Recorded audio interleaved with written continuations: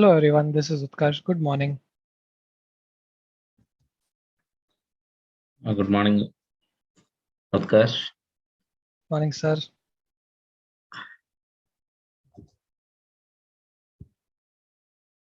So we have, I think, quite a few attendees already on the call. Let me know when you would like me to start or if you would like me to wait. Sure, sir. We'll start within 1 or 2 minutes, sir. Participants are joining. Sure, sir. 2 minutes. Yes, sir. Good morning, sir. This is Dr. Padma, sir. Hello, Dr. Padma garu. Nice to meet you again. Sir, thank you, sir. So, warm welcome to our STTP, sir. So, almost 70 members are registered, sir, actually. Recording in progress. Now only 27 members are there, sir, here in the meet. So, let us start. Let us wait for a few minutes, sir, so Sure. that most of the people will be joining within this. No problem.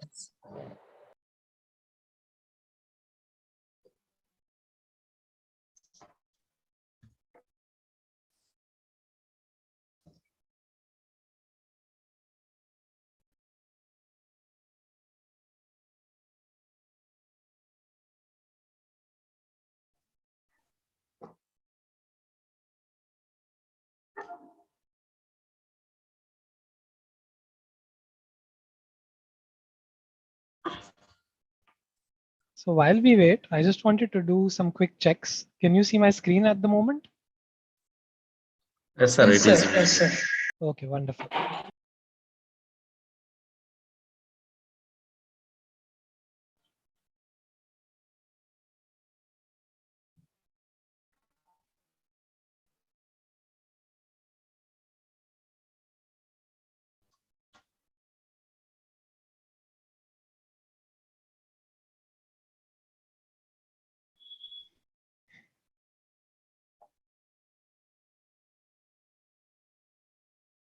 So while we wait also for our other colleagues to join in, I'm also curious. And I wanted to ask this question so that I can determine how we want to use our session. In case any of you would have been in my session before, I've conducted one earlier. For me, the focus is really on giving you the best return on investment for your time, which means that if you're putting in 2 hours over here, those 2 hours have to be well utilized. You shouldn't think I could have either done something else or responded to an email or read a research paper or read the newspaper today instead of attending this call. So it has to be something that's relevant for all of you. So if I could just ask those of you who are on the call to type in the chat, what are you looking to get from this session? What idea or what will be a good value for you if you were to get something out of this session? So just let me know via the chat, or you can even speak up and I'll make a quick note in my notebook.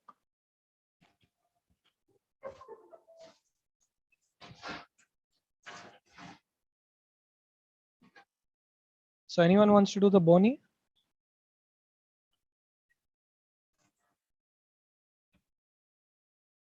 It's a good time to start practicing public speaking.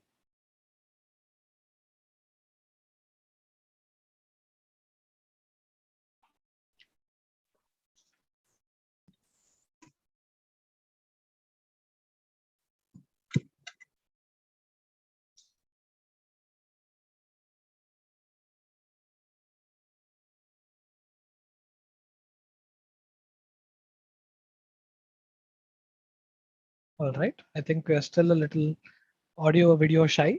Maybe I'll wait for a little while longer for everyone to join in and then I'll repeat this question.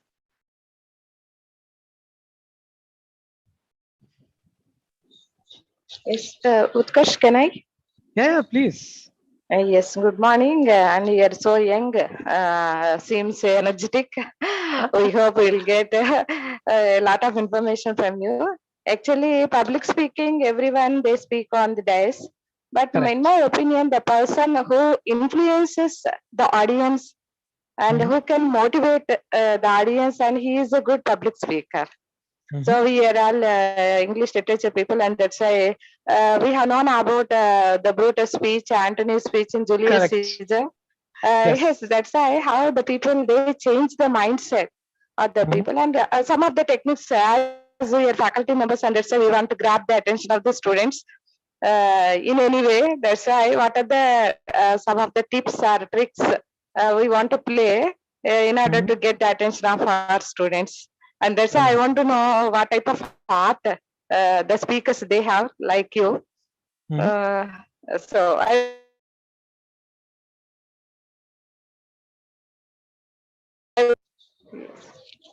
Wonderful. All right. Thank you, Fani Kumari madam.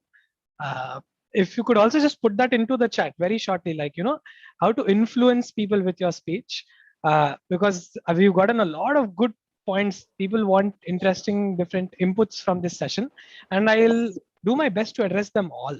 And as you said, right, there are some speeches that can really change the course of history, in that sense, where we talk about Julius Caesar's speech and friends, Romans, countrymen. It yes, changes public opinion very quickly. that's right? and Abraham Lincoln's. So, Yes, Abraham we'll talk Lincoln's about Gutenberg's speech and Oh yes, yes, yes, and our Vivekananda, everyone they we know Correct. about the great speech of Vivekananda, Martin Luther King Jr. true. And true. this speech, yes. We will definitely talk about this, madam. So, okay, thank you. Right.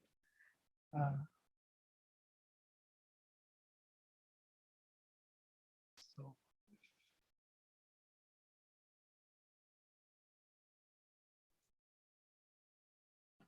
Good morning, madam. Namaste, madam. Namaste, madam, online.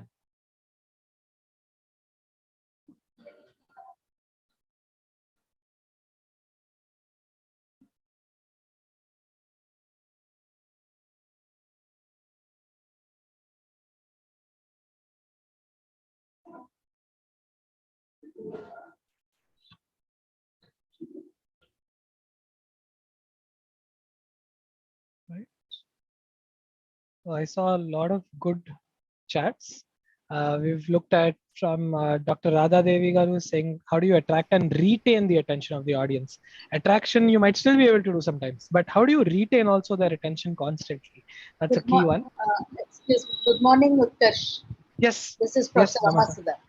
Yes, Professor Garu. Thank you very much for accepting our invitation and joining the STTP. You're welcome.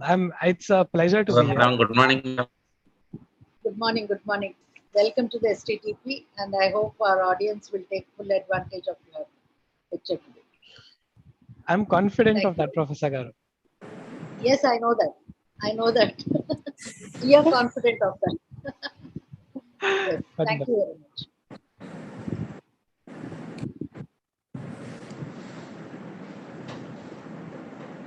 Sir, one more thing, I'm very glad to inform you, sir. So in the September month, you have given one speech in our FDP, sir. So one of our participants, so he requested your lecture for this program, sir. So because of that, we invited you, sir, and requested and invited you, sir. So thank you so much, sir. Thank you very much. No, it's something that I've anyways been very keen on doing, which is building again strong connection with universities in Vizag. Since I've come back here, I owe a lot of who I am to this city. So I'm glad I'm able to also give back to AU, because it's also my father's alma mater and my sister's alma mater. Yes, sir. Yes, sir. So let me know, sir, ma'am, anyone, if we can get started, because I don't want to punish all of those faculty who come in on time. Yeah. Yes, sir. Shall we start, sir, then? Okay, sir. Anyway, a warm welcome to the STTP on mastering self-motivation and attitude art of living. So thank you so much, sir, for being with us and for giving a lecture on art of public speaking. So now I may request Srinu Nayak, sir, to introduce Utkarsh Garu to our participants. Sir, please, sir. Thank you, madam. Dr. Padma. Madam, thank you for giving this opportunity. So let me start the introducing of our speaker, Utkarsha, sir. So Utkarsha is a learning consultant with a funny a bone and a drive for doing things differently. Starting his career in 2016 in an exclusive global rotational program with a multiple stints in HR, including a 3-month stint in Germany. He found his first love in leadership facilitation after the program. Over the next 2 years, Utkarsha has facilitated a SAP's flagship program on leadership for the people, managers, and aspiring leaders in SAP locations around the world: Atlanta, Bangalore, Bogota, Dublin, Madrid, and Prague, Singapore, and Waldorf. This list of names existing purely to induce jars in the mind of the readers, just to make a note. And in this 2-year period, he drove saving to the tune of 4 lakh US dollar while conducting a program almost twice in a month. So in his current role, Utkarsha has helped SAP codify and define its leadership culture via a grassroots co-creations approach involving 2,000 employees, which has accumulated in our leadership aspirations, how we run and lead. He is also supporting the creation of executive leadership program that align to further drive this culture transformation and enable SAP to accelerate its transformation. He is also a proud ally who has designed and leads the LGBTQI, so inclusive sessions in SAP India. In parallel, Utkarsha finds himself pulled into ad hoc facilitations, leadership, consulting, virtual learning classes, and panel moderation across the region. He holds the following certifications: Ericsson Solutions Focused Coach, ATD Certified Master Trainer, SAP Trainer for Broadon Hall Award-winning Learning 2.0 virtual classes. So Utkarsha completed his MA in HR Labor Relations from the prestigious Tata Institute of Social Science, the TISS, Mumbai, where he interned with Citibank, Red Bull, L'Oreal, Voltas, and Chapeau's Polanyi Group. While on campus, he also participated in multiple case study competitions, emerging as a winner and a finalist in Asian Paints Canvas, Tata Steel, Aton, and RPZ Billiard. If you are still reading in this summer, so for making it so far outside of the work, Utkarsha loves reading books across genres, sampling food from different parts. So different parts of the world and making jokes and that make his colleagues ground. He also enjoys amateuring quizzing. So thank you, Utkarsha sir. So thank you for accepting our invitation to have your grateful lecture to us. So today I'm be with your classes, sir. So thank you. You can carry on, sir. You can carry on the class. 38 participants. Slowly they will join. Sure. So you can start the session, sir. Thank you very much. Thank you, Dr. Srinu Garu. And this is also one learning for me now. I should keep my LinkedIn bio shorter now because it's definitely a bit too long. So this is an indication that I really enjoy speaking and talking and even typing. That's that. So we've looked at a couple of hopes that each of us have today, right? Which is like, how do we attract and retain the attention of the audience? How do we keep their attention? What do you think about, or how do you decide on a topic that you want to speak on, right? So we will address all of these.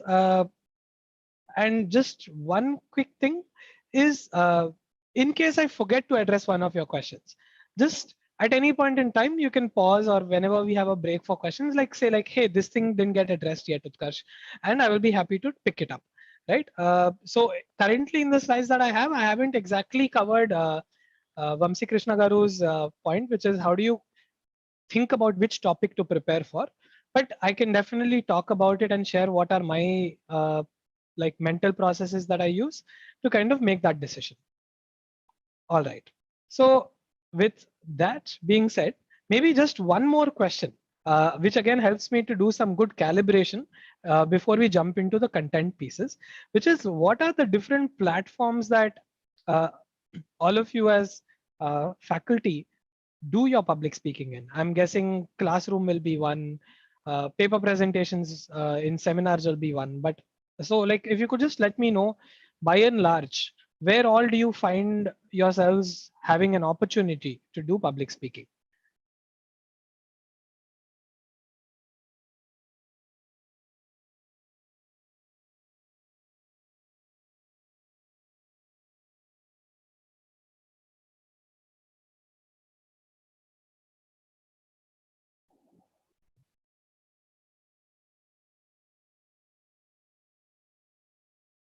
And as this is a public speaking class, and I'm a very patient facilitator, I can happily wait.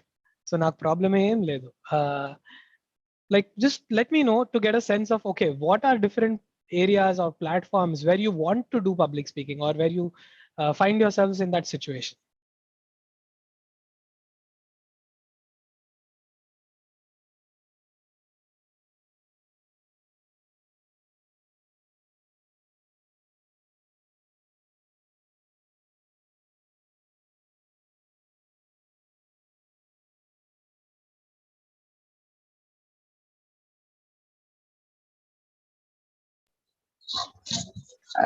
Other than classrooms and presentations, Utkarsh?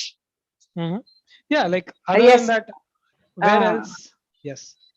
Yes, actually, as faculty members, we are asked to give some guest lectures to other colleges, and where so we need these public speaking skills. So because we have to attract, and some of FTP programs also we have to participate, and sometimes we act as a resource person.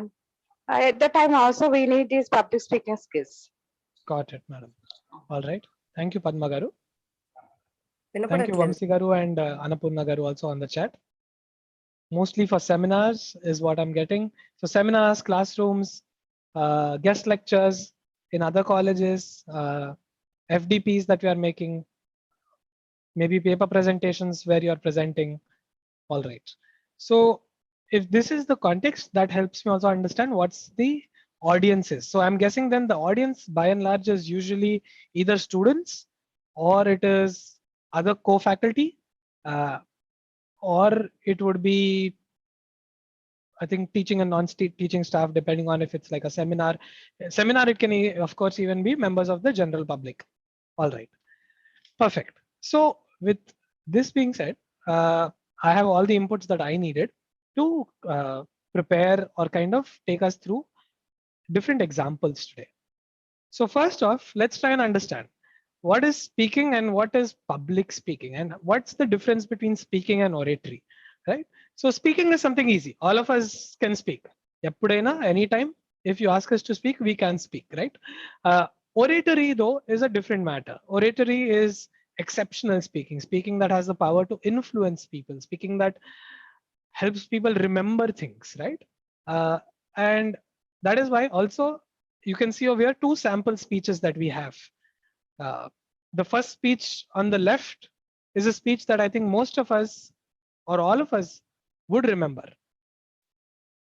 Anyone wants to make a guess and tell who made that speech? Jawaharlal Nehru. Yes. So our first Prime Minister. Destiny. The Tryst with Destiny speech, Destiny, right? yes. Almost somewhere or the other, even if we've not studied in school too much about history, if we found history a boring subject, we would have at some point heard this, at least one or two lines of this. Long years ago, we made a tryst with destiny at the stroke of the midnight hour, right? These are very popular phrases that often get referenced. And this becomes a speech that we remember. So why is it that this speech is remembered?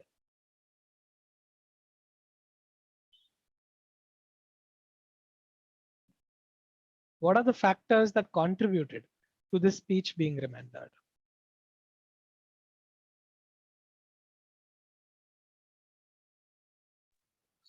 as we newly got independence and we have to face so many problems and so many challenges in our country, and that's why in order to motivate the people, Jawaharlal Nehru sir, he has given such a wonderful speech to all the Indians, I guess. Yes, yes, Fanigar. And that is true. Like, this is a speech we remember because it was at a critical point in time, because it is a very well written speech, probably a speech that was prepared multiple times, reviewed by both Prime Minister Nehru, plus I'm pretty sure some of the secretaries who were working at that point with him, right? So this would have been a speech that was created, refined, further refined, and then made perfect. There are also other speeches, and as faculty, you would have you might have this resonance, right? You hear speeches. I know that in my engineering days, I've heard speeches like AC generators work on the principle of Faraday's law of electromagnetic induction, and whenever the armature rotates between the magnet's poles upon an axis perpendicular to the magnetic field, the flux linkage of the armature changes continuously. Now this, if you would ask me if I'll remember it 5 years later, I might not, right? So one is, of course, there is a certain context or a situation in which speeches are made, which makes it more memorable. So those are things that we don't have control over. We can't, every session or every class that we conduct with our students cannot be one powerful moment where you can inspire and motivate the students every time. However, there are a couple of things that are in our control, which is how we prepare for our speech, how we deliver it, and how we seek feedback upon it, how we improve upon it. And so today what we will try and cover is how do we look at all of these factors that are in our control when we are maybe addressing students, when we are addressing colleagues, when we are addressing public, the general public, when we are addressing students in other colleges. How can we make use of certain tips, certain things that we can think about that can help us make better speeches that are better remembered and well received. So that is going to be the objective of today, right? So as even earlier in the call, we were discussing speeches when they are delivered very well, when they are almost made to a perfect level, they have the power to change the world. We've talked about a couple of speeches already on this call. The Gettysburg Address by President Lincoln in America. We've talked about Swami Vivekananda's speech at the World Regions Congress. There's Winston Churchill's speech. There is Swaraj is my birthright, right? Give me blood and I shall give you freedom. All of these are lines from speeches that have stayed in public memory. And so that is the power of speech. Oftentimes, it's very easy to forget, especially as faculty members, especially as we are faculty, that what we say can have a very big impact on the persons or the people, the students who are listening to us.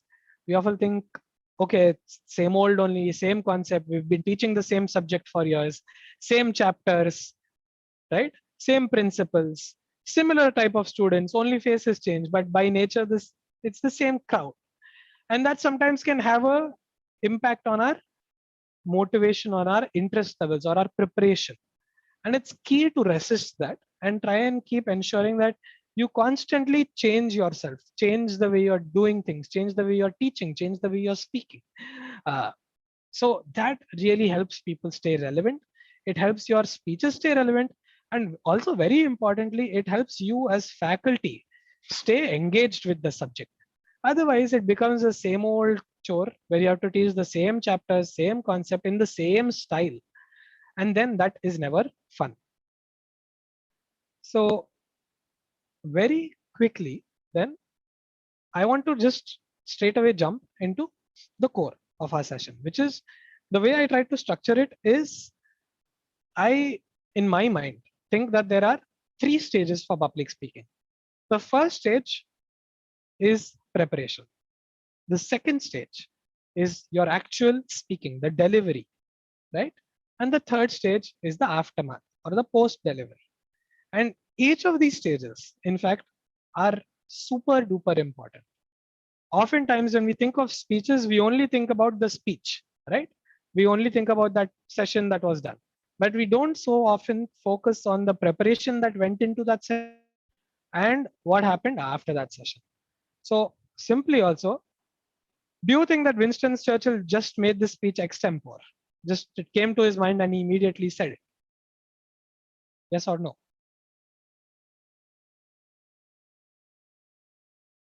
No. No, right? All right. And apart from Fani Kumari Garu, others, what do you think? Because we've had only her speaking up so far. So what do you think? Our speeches, powerful speeches like this, the Tryst with Destiny speech, do you think all of those speeches were just immediately just said out extempore?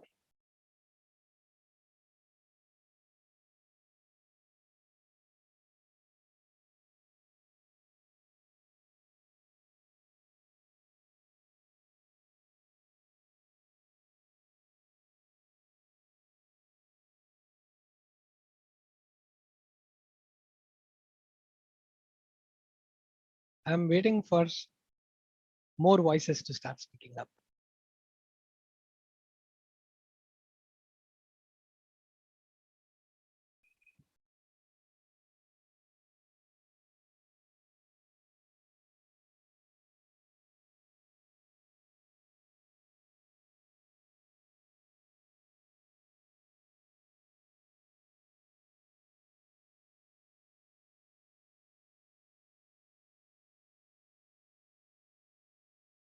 Come on, colleagues, this is a public speaking class.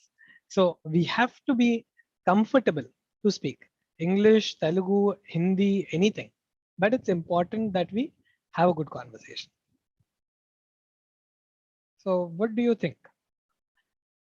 Were these speeches just extempore? Made on the spot without preparation?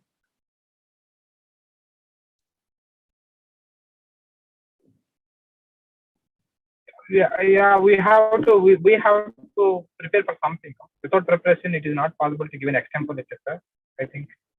Yes, that's very true, sir. And yeah, like without preparation, a speech has more chances of being forgotten or being a not so great speech. Just even a little bit of preparation, even 20-30 minutes can do wonders in changing the quality of what you're going to say and the impact that it has. Who was that who spoke, by the way? I couldn't catch your name, sir. Yeah, actually, I'm Dr. Pratap, sir. Dr. Pratap. Okay, thank you, Pratap Garu, Dr. Pratap Garu. Thank you for that. And let's keep having more voices on the call. I will keep insisting for it. I've also been on the other side as a attendee on such calls or as a student myself. And we used to, at least when I was doing my bachelor's, faculty used to say, roll number 49, give us the answer on this. Over here, I don't have any roll numbers, nor will I seek to say like randomly pick up people. However, I would ask and hope that we have more, let's say, conversation, because I prepared the session in such a way that we have a very honest discussion. All right. So now that we have talked about preparation, the question over here is how much time do we put in for preparation when we are teaching in the classroom, maybe? Or how much time do we put in for preparation when we are going to a seminar or preparing a guest lecture? I don't want a number, but it's something for us to think about. We all want to be great public speakers, but unless we are also going to make the effort to prepare and create a powerful speech, it's not going to be easy. So very quickly again, what things do you do? How do you prepare for your any of these public speaking events? How do each of you members prepare? What are some things that you do and try?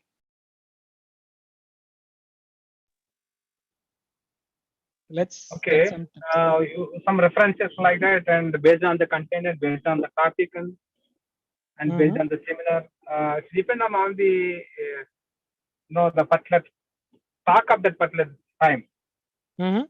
Yes, sir. Yeah, for which we have to go through for references and for better content and better quotations. Absolutely. And Yeah. That's a very good point that sir has told, which is collecting literature, right? Even in research, we talk about literature review, which is similar to this, which is you're reviewing all the, or not all, but you're reviewing some content on the same topic.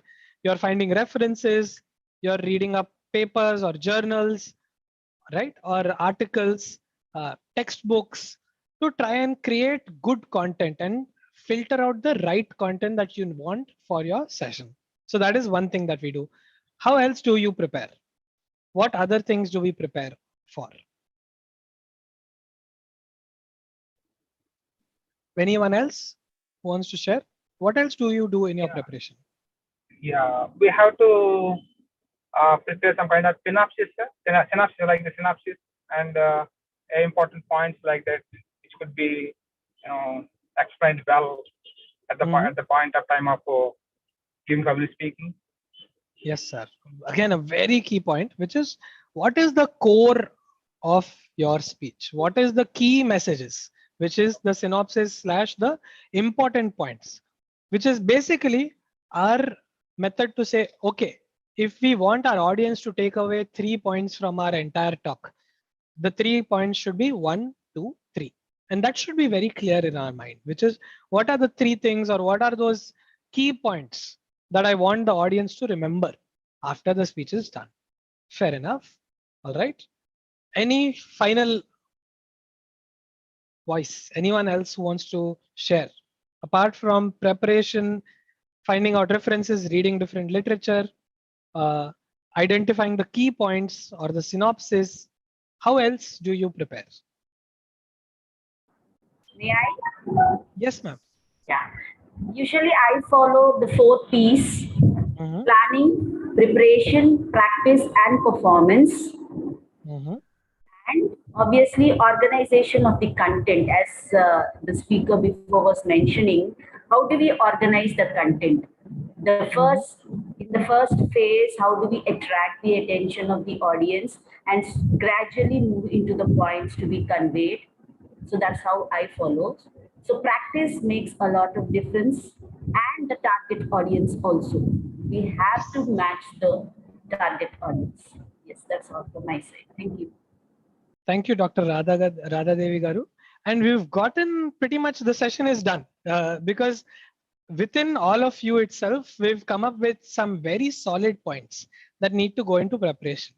The first point came, which was reading literature, being prepared by doing references, reading references, figuring out other articles, right? Second one was identifying the key points or the important points that we want to kind of convey to the audience.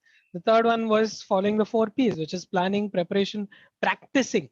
Oftentimes, in case we are shy of speaking, in case we feel nervous when we are speaking, or if let's say you have to present in a very important international paper presentation seminar, right? A little bit of nervousness is natural. How do you prepare for that? How do you plan for that? By reciting, practicing before the session itself and performing. And another key point that came in from Dr. Radha Garu was the organization of content, which means that it has to follow some logical sequence. Either it can be in the form of a story. It should have a start, a middle, and an end. Or there has to be a good introduction, a key main part, and a clear conclusion. Depending on the topic, again, this would change. But it's very key to have that flow in your mind that, okay, this is what I want to talk about first. Logically, the next thing to talk about will be B. The next thing to be talking about will be C. And that is a very key part to ensure that your audience doesn't feel that you're jumping from this side to that side. Have you had that experience where you attended a talk and you felt that the speaker is not really clear? Sometimes they're talking about something, then 15 minutes later, they're talking about something else. Then again, after 5 minutes, they're coming back to the first topic. And when you experience that, how do you feel that? What do you feel about the speaker when they do that?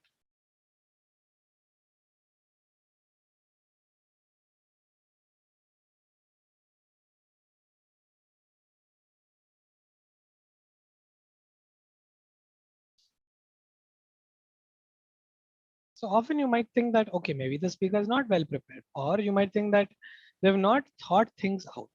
And that is exactly what becomes a key thing to avoid, because the moment your audience starts feeling lost and they are unclear about what are you saying and why you are saying it, you've lost them. So now let's look at preparation. There is this very famous quote, and as I was doing my research for this session, I've seen that this quote is attributed to multiple personalities. Some people say Woodrow Wilson said it. Some people say Mark Twain said it. Some people say Winston Churchill said it. I've gone with Woodrow Wilson. And the key point over here is that once the president was asked how long it would take him to write a speech, and his answer was, it depends. If I have to speak for 10 minutes, I need 1 week. If I need to speak for 15 minutes, I need 3 days. If I need to speak for half an hour, I need only 2 days preparation. If I have to speak for an hour non-stop, I'm ready now. So the key message here is that if you have to make your speech condensed and powerful and impactful, you need to put in a lot of preparation. The corollary or the converse is that speaking for an hour is no difficult task. If you are just asked to speak for an hour, something or the other your brain will be capable of finding to keep stretching the time. And that is where it becomes very important for us as faculty members, and it becomes important for anybody, even in the corporate side of the house, to ensure that we keep the message crisp and concise. The longer you talk, the more likely it is that you will lose the attention of your audience. And that is simply because of our normal attention spans. Our attention spans are actually very, very short. And there is some research that is done which says that people's attention span is probably less than even a minute. It's probably about 20 to 30 seconds. And within that 20 to 30 seconds, if you're unable to keep them interested, then they again start drifting off. So from a preparation point of view, it's very important to really focus on quality, not on duration.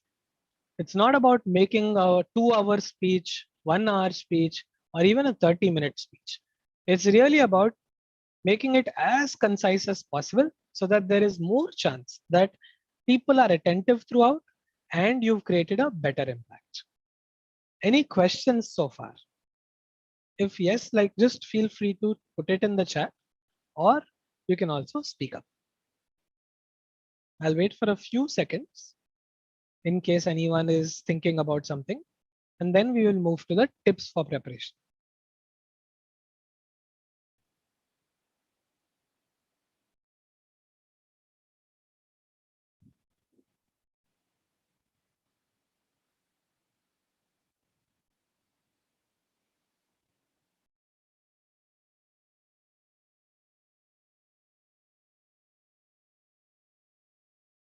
All right, so I'm guessing no questions. So let's move ahead very quickly to preparation. So the first thing is KYC, which is something that we've all become used to in the last few years, right? So even over here, the first thing that needs to be done is knowing your customers, which means you need to understand who is your audience, what are their likes, dislikes, what is their persona, right? What's their personality like? How do you engage with them? What things do they find interesting? What things do they find boring? So let's take a quick example to understand this point. All of you definitely speak or do public speaking or teaching to your students, right? So all of you conduct classes. And so who are your customers over here in this case?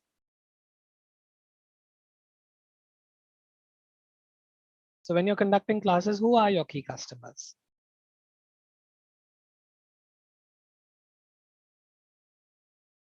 Obviously, yes, students. So now, what are some things that we know about students? What do students like? So let's look at this question. What do students like? Students ki em ishtam. Of course, class bunking is one thing that they definitely like. But apart from that, what are some things that they usually you can connect with them with? What are those topics?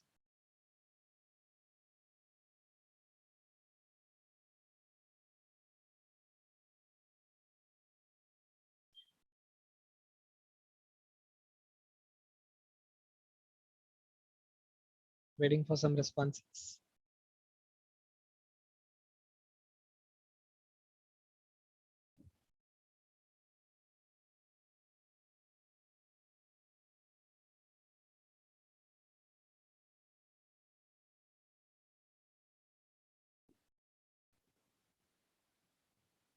Come on, this is not a difficult question. All of you have also been students at some point. So what are some things that you've enjoyed, you've liked as students? Maybe food, maybe long drives. I don't know. Yes, students like to enjoy. Very true, Sabita Garu. Activities, they like to have fun. All right. What else do students enjoy?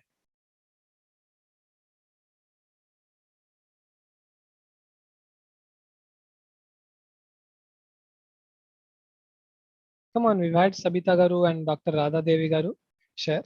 Others also, don't feel shy.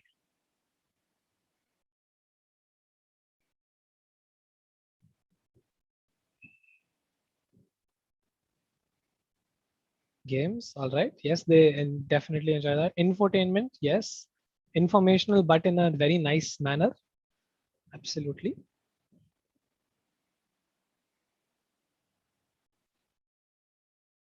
So this is how we activities, games, infotainment, right? All of these are ways in which you can make your sessions more interesting. But how do you make your speaking more interesting? Let's think about how can we bring fun into the way we speak? How can we bring infotainment into the way we speak?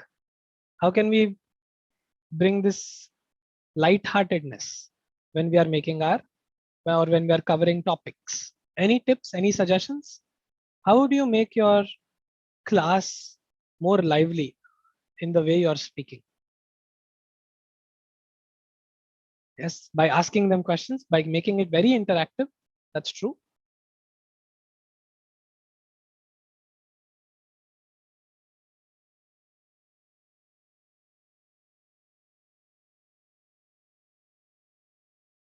Right? Maybe another thing that's coming to my mind is at least when I was a student, we used to enjoy movies and we used to enjoy like different pictures, different, all of us had our particular favorite actors, favorite actresses. And I think that is again something that you can bring into the speeches that you make, right? Depending on the topic. It might be possible to connect them to movies. It's possible to connect them to books. We had a connection earlier in this call when we talked about speeches.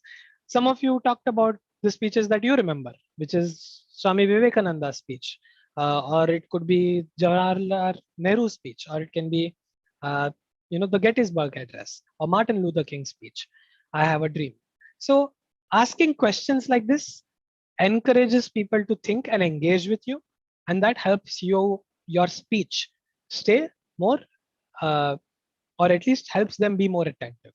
Secondly, bringing in these elements of interaction also via interests of your audience. So if you're speaking to students, generally we know that students like movies, they probably would have watched some TV shows growing up.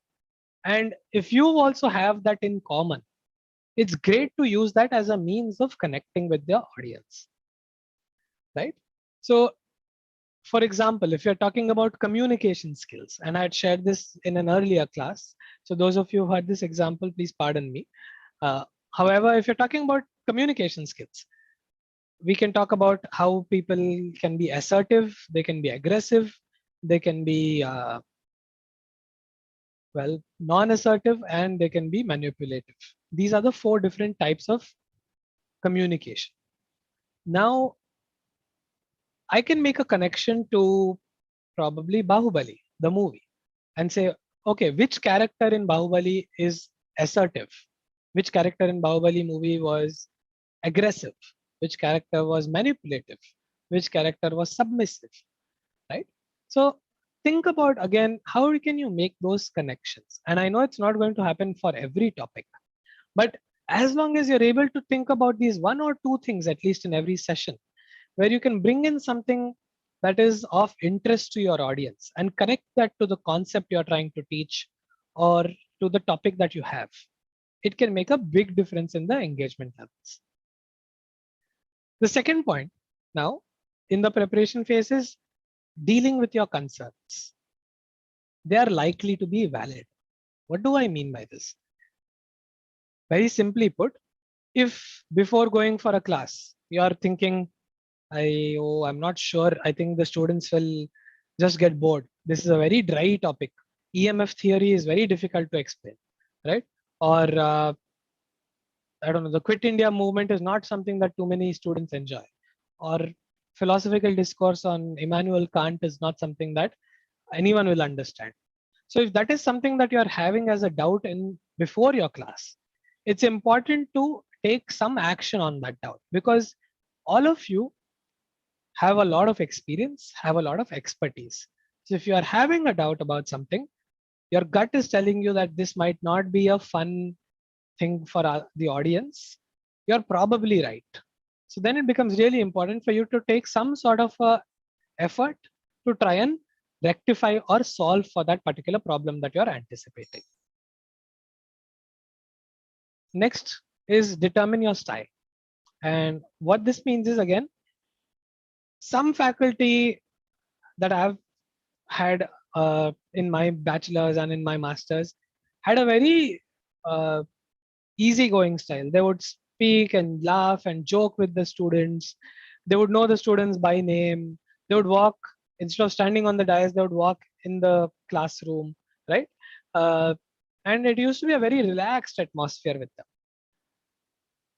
For some faculty, they used to be a lot more stricter. The focus used to really be on teaching or the content, right? And they used to ask a lot of questions that were theory related, so on and so forth. So it's important for you to understand also what is your style, what can you do and what you can't do. Because it's unfair to expect that all of you tomorrow can start, like making a lot of jokes or like becoming a very different person than you are. So you have to play with your personality and play to your strengths in your personality. So if you're someone who doesn't really enjoy, or you're not someone who's normally very light-hearted, etc., that is fine. Then you keep your focus on creating powerful content that is relevant and important. If you're someone who doesn't like teaching in just about concept, then use that as a strength and ensure that while you're teaching, while you're speaking, you also bring in a little bit of your own personality in it, right? And how do you do that? You can share stories, you can bring your own experiences, and that again helps the audience have a connection. Next, fourth is preparing your talk track. This is all about the preparation that we talked about just now, which is go in with a basic sketch about what you wish to cover in the session. So if you can see my camera, or you can see me on the cam, I also had done some preparation before this call. So I very quickly thought, okay, what are some of the key points that I want to cover? And I put those together and I kept them in here. For me, it was important that, okay, at the end of this session, this 1/4 of a page, those points need to be very clearly covered. Finally, it's about defining your delivery, which is slightly connected to one of the earlier comments we had in the chat, right? How do you attract the audience? And for that, you need to think about how can I make my the start of my speech, the start of my session, the start of my class very interesting. It can be via a great example. It can be via some audio visual. It can be via maybe even, let's see, like a joke, right? And in fact, if you look at some of the CEOs in the world, right? Microsoft had a CEO, Steve Ballmer, just before they had Satya Nadella come on board. And Steve Ballmer had a very, very hatke style. So all of those keynotes that he would make for Microsoft, he would come jumping on the stage and he would be screaming and he would be yelling at the crowd and he would be wearing some weird clothes and he would just be running like a madman on the stage. He would just bring all of that energy and people would look at him and think, what's wrong with him? What happened? But that is how, again, he made his impact. That was his style, and that was in line with his personality. So think, I don't want to say that all of you need to start screaming and jumping on the stage or jumping on a Zoom call when you're conducting any session. But think about, how do you create that impact? How do you create that perfect first hook that can keep your audience very interested from the start? So with this, a lot of my talking is done. I want to just pause here for any questions that you might have on this preparation aspect.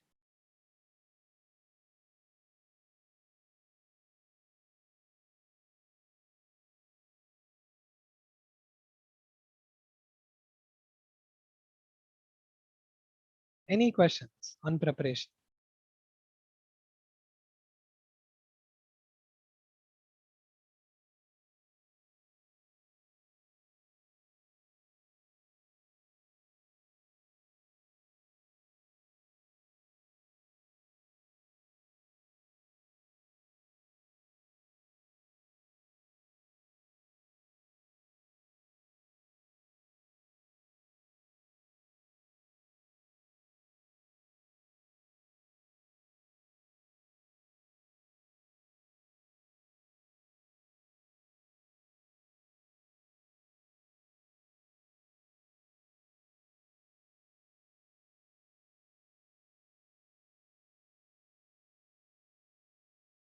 Any questions? Come on.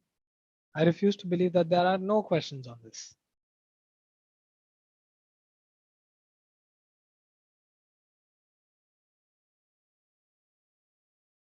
Or anything that you think is missing.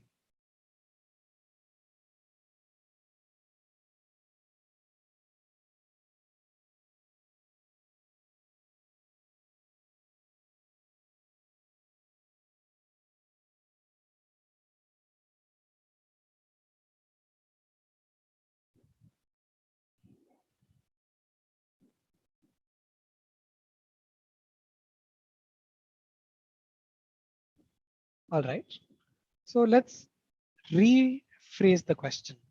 And let's look at it this way. Let's try and work on this together, which is, how can you prepare for a session with students, with your, the students that you're teaching a subject to? What are some things that you can start doing differently now? This is the tips on preparation. Let's have a conversation. So please speak up.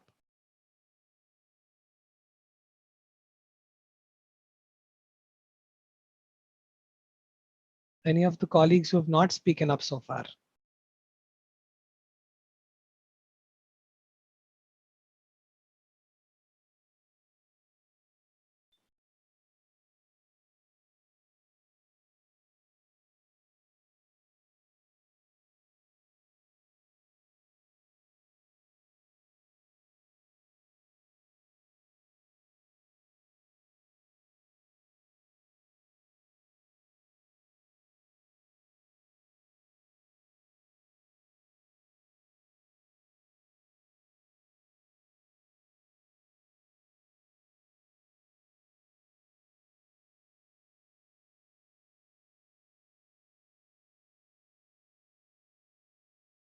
So we have 56 participants on this call, and no one has any question or any suggestions on how we can prepare.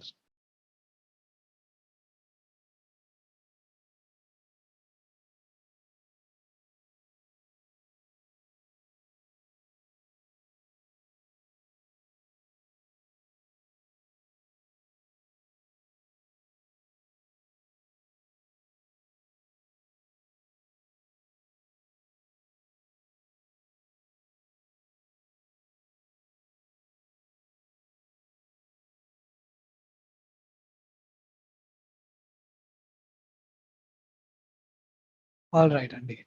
Then I will keep moving ahead. I cannot also force any of you. So let's move to delivery. When we're thinking now about delivering our speech, it's key to, again, keep some things in mind. One is start anticipating for starting troubles.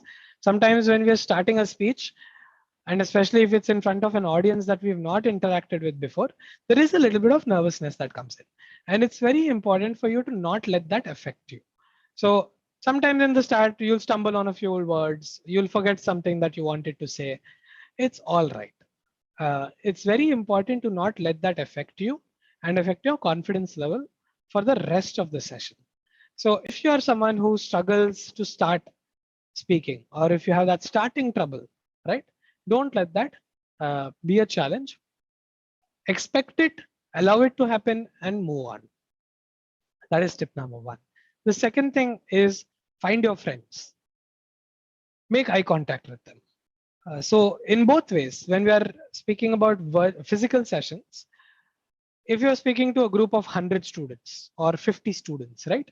There'll be some students who will be looking down on their phone. There'll be some students who will be looking up in the sky. There'll be some students who will be looking at you. There'll be some students who will not be looking at you. So identify those students who are giving you some level of comfort, level of confidence, the ones who are engaged with you, the ones who are making eye contact with you, and use them as barometers or as indicators of how the session is going. The more the number of eyes are on you, the better the session is going. As the number of eyes that are on you start dropping, it means you are losing your audience. So it doesn't just apply to students, it applies to faculty as well. So if you're doing a seminar at a different, at another college, or in a paper presentation, or in some sort of an international workshop, it's key that you look for those people who are making eye contact, who are interested in what you're saying, and you keep checking. Are they still interested? Are they getting distracted? Are they looking bored? Are they starting to stare anywhere else? Are they looking at their watch? That will give you an indication, a real-time feedback of how you're doing. And depending on that, you can start adjusting. If people are starting to get bored, then it means it's time to quickly explain a topic and move to the next topic, right? Or it means that they've understood what you're saying and they don't need further explanation and you can move ahead. Third point is they don't know what they don't know. Very simply, when we make speeches, we make our preparation. We write down the speech word to word on a piece of paper and we go to the dais or the podium. And sometimes we forget to say one line or we forget one entire section only. The good part in one way is that they don't know that you forgot that section, right? Whatever you prepared is only with you. It's only on your piece of paper and only you have seen it. The others have not. So if you miss something, or if you've forgotten to share something, or if you've forgotten to share one line or speak that one line that you'd prepared, it's all right. Because your audience doesn't know that you had that line prepared and you forgot. Or your audience doesn't know that you had one example in your mind that you forgot sharing. So always remember that you are your harshest critic. So obviously you will hold yourself accountable saying like, Arey, it would have been very good for me to give an example about, you know, Jawaharlal Nehru or Narendra Modi or whoever as a great speaker. And I should have referenced that speech. I forgot to do it. It's all right. Next, it's important for you also to communicate and not confuse. What this means is, what's most important is not your English language, your grammar, the big words that you use. It's what's important is that the other person understands what you're trying to say. So try and also get a sense of your audience in that manner, which is how can I communicate in the easiest way with them? Keep your English simple, keep your language simple. Feel free to start using vernacular language, local languages also, if you feel that that will help your audience stay connected. So it's very important to do that and not get caught up by just using powerful sounding words, etc. It has to be very simple and it has to be easily understandable. Finally, give a kiss to your audience. KISS stands for keeping it simple, silly, which means basically whatever you're trying to say, it has to be simple. No point in going around the bush and telling a 10-minute katha to just make one statement, right? So it's very important that you keep it very simple. Your speech has to be simple so that people can understand it, they can digest it, and then they can remember it. The longer, the more complicated you make your speech or your talking points, it becomes more difficult or you're challenging for your audience to follow what you're saying. All right. With this, Now we are moving towards the third part, which is the aftermath or the post delivery. And after this, I think we'll also have quite a lot of time open. So it means that you'll get a lot of time back in your hands, unless we start having some very honest or very open Q&As over here. All right. If again, like always, the offer is still the same, which is if you've got any questions or clarifications on comments, feel free to just speak up. Now we'll talk about the most forgotten and neglected part of public speaking, which is after the public speaking. Anyone who's from electrical engineering background over here? I believe this was a STTP conducted by electrical engineering department, right? Anyone from electric engineering in the call?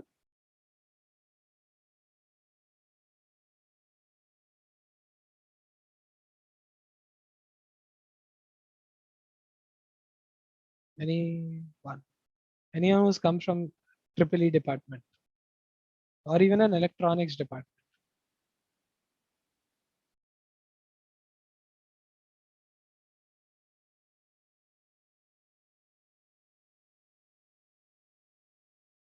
Okay, I'm guessing no.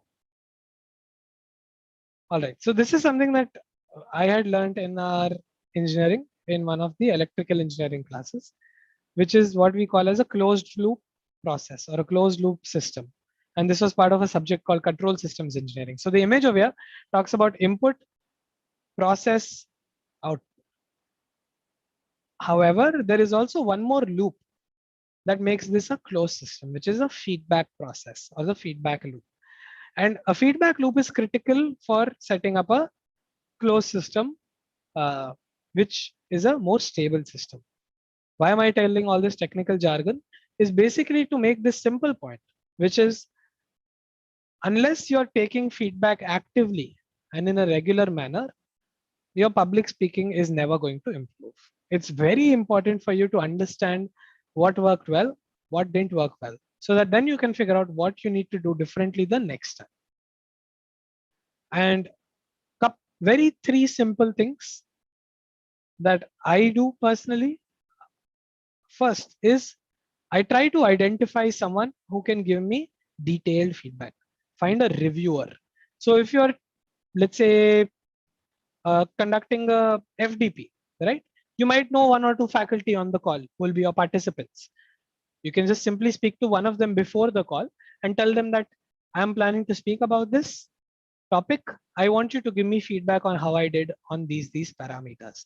Maybe some of you might say, I want feedback on the content. Maybe some of you might say, I want feedback to know, was I engaging enough? Was my voice like, interesting, and was I keeping the audience engaged or not? So decide what is it that you want your reviewer to give you feedback on, and ask your reviewer to give you that feedback after you finished your session. The second is to set up a formal feedback loop, which is having a formal way for people to give you feedback. It can be via surveys. And I think over the last few years, we've started seeing even in universities where students do give feedback to their faculty, right? With regards to how did their faculty do, overall satisfaction with the faculty.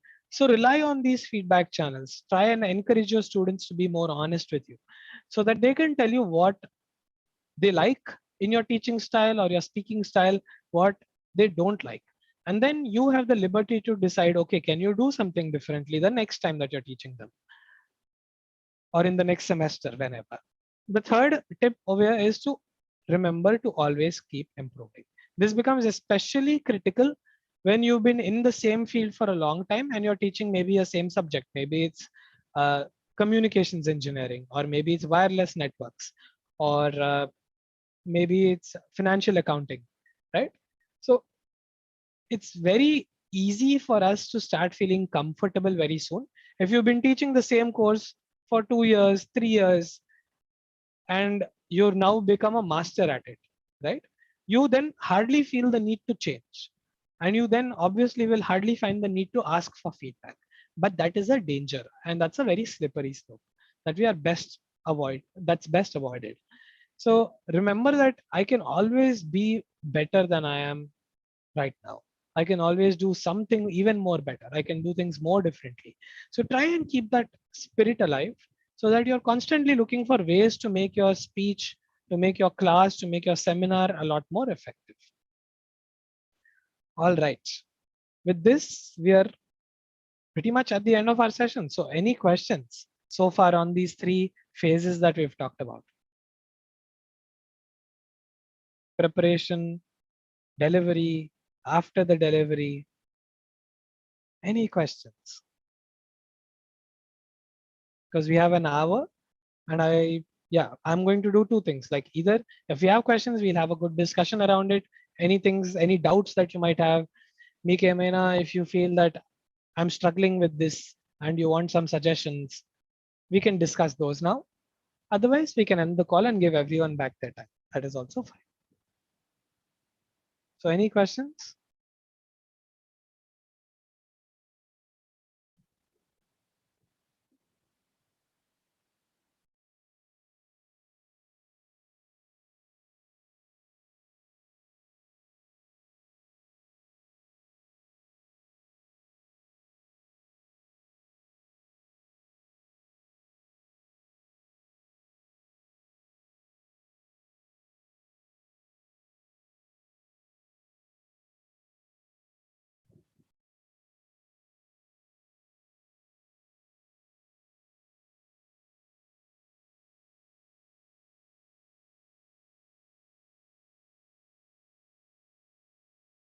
All right. So we have a question coming from Sabita Garu. Can I ask students to give feedback after the class?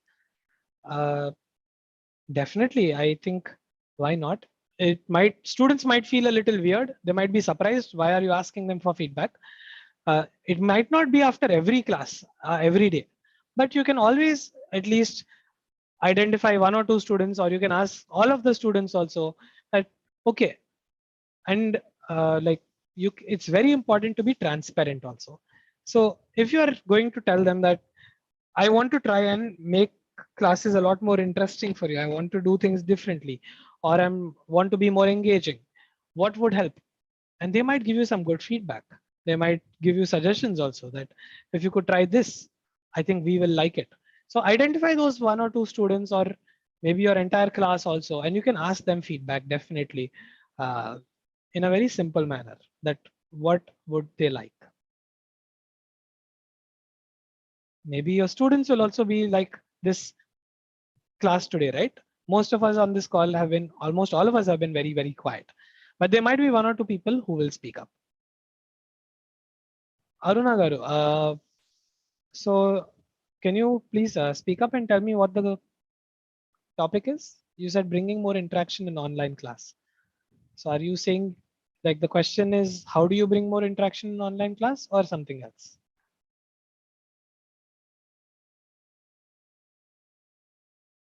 How to do so? All right. What platform do you use, Aruna Garu, for your online class? Do you use Google Meet, or do you use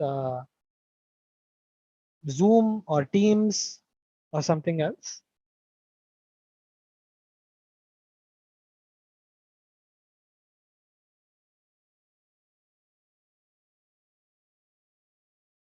Because depending on that, there are different options that you can have. Okay. All right. So Zoom and Google Meet, right? So in Zoom, you might have, I'm not sure if you've seen the option of using polls. If you have a host access, there is something called polls that you can set up on Zoom. Or you can even just simply ask students to give reactions. All of you have the reaction icon over here, right? So there are all of these different reactions that can be given. If you want people to clap, there is clap. If you want to ask students, are you following me so far? You can ask them to give you a thumbs up. If they've got doubts, they can raise a hand, right? So there are a lot of ways in which you can keep interacting with them. Another option is to use polls. There are websites also where you can create and design polls. One of them is menti.com. And these are good ways for you to like bring more interaction, because in the classroom you have all of them in front of you. You can quickly talk to them. You can make jokes with them. Even in an online format, you can make jokes. However, to bring that extra level of interaction, you can always rely on all of these tools. But the most simple and effective way is to keep asking questions. Like what I've been trying to do in this session, which is ask questions, try and get responses to keep things more engaging. Any other questions?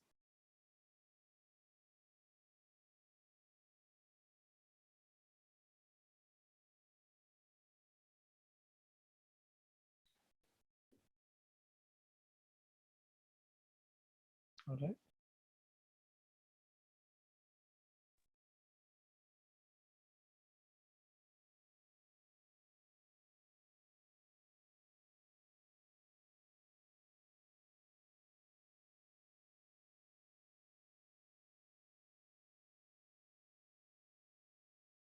All right. So if there are no further questions, we've actually finished this session in an hour itself, as opposed to the 2 hours. I think, sir, if we ask them to open their video, it will be also useful for us. They'll I be would very love. attentive. I will. Oh yes, that's a very good suggestion. Definitely. Asking people to turn on their video also helps. It kind of almost pushes you to seem more attentive on the call. That is there. Yes. But any other questions? Anything else about public speaking? Any doubts that you have? Any fears that you have? Any things that you find challenging?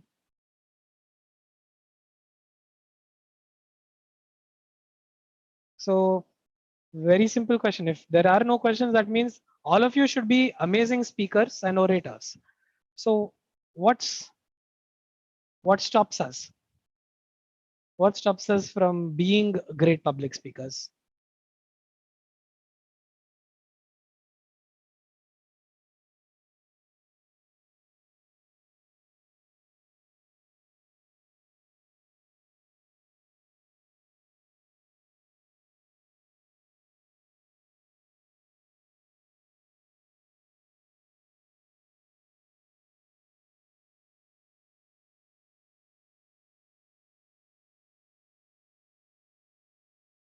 All right.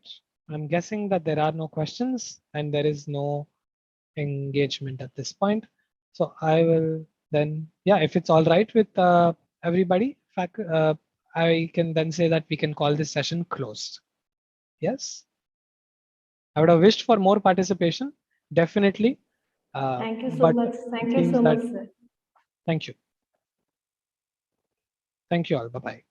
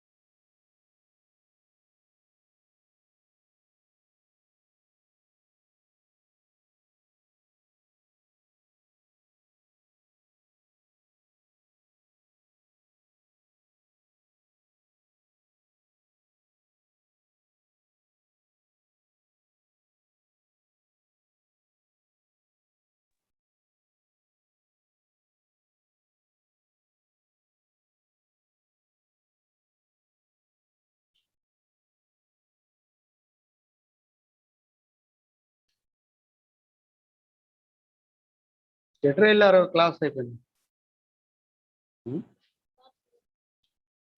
చాలా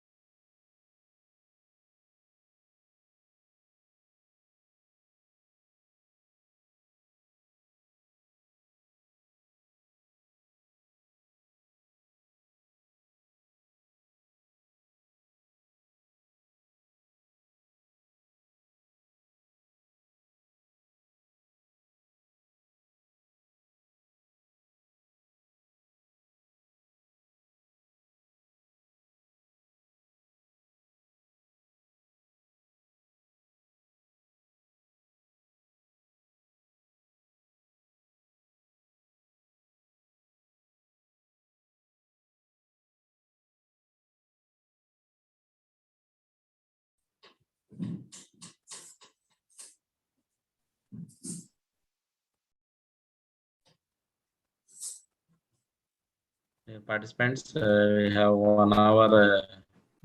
We'll have next session, Professor Ramji, former Vice Chancellor. 11:45, 11:30. You can have online everybody by 11:30 online. If you are continuing online also, no problem. You can keep in online. Next session we are having our AO professor, mechanical professor, emotional and effective writing. Emotional and effective writing. So 11:45 it will start. So keep being online by 11:30. All the participants. So sorry for the inconvenience. We have small technical problem. So 11:30. Again, you can come by online. There is a gap of 40 minutes roughly. 11:45 will start the session by our Professor K. Ramji on emotional and effective writing.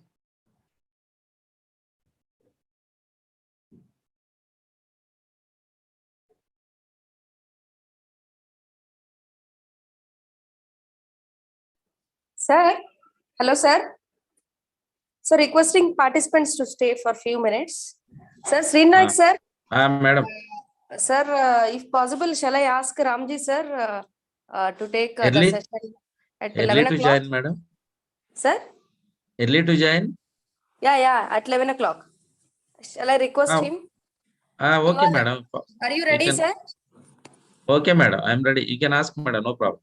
Yes, sir. Just few minutes, sir. I'll call here, sir, and I'll inform you, sir. So participant be online. We'll make it confirm. Please be online.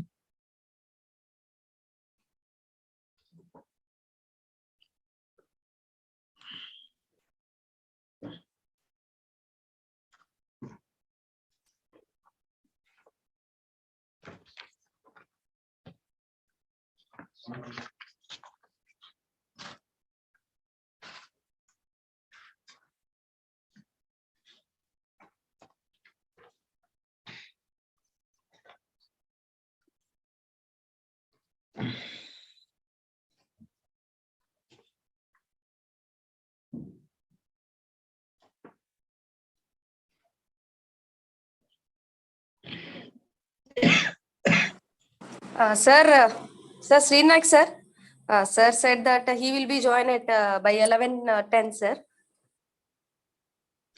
11:10. Okay, okay. Yes, Okay, sir. madam. We'll So, continue on keeping yes, on. sir. So I request all the participants to take break for 10 to 15 minutes. So don't leave the meet, ma. So please stay in the meet. So at 11:10, sir will join and will start the second session of today's. Okay. Thank you.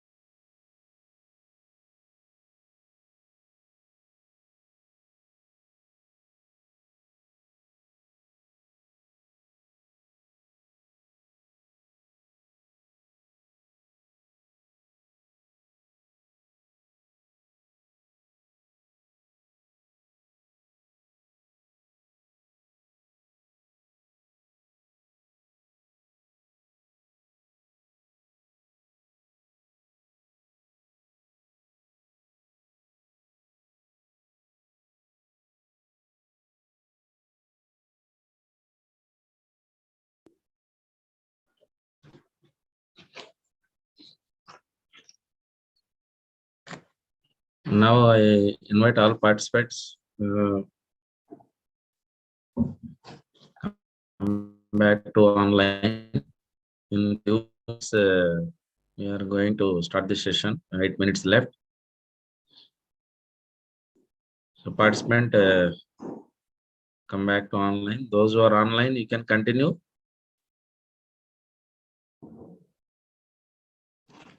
Informing make possible to come back the remaining participants.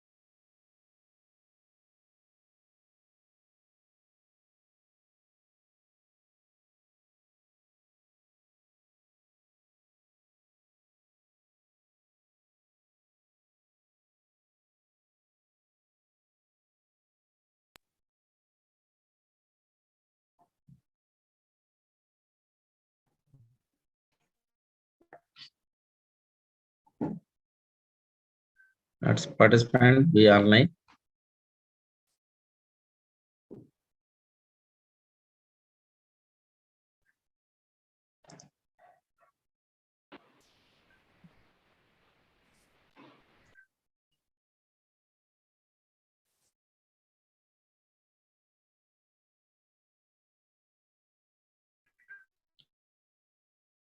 Madam.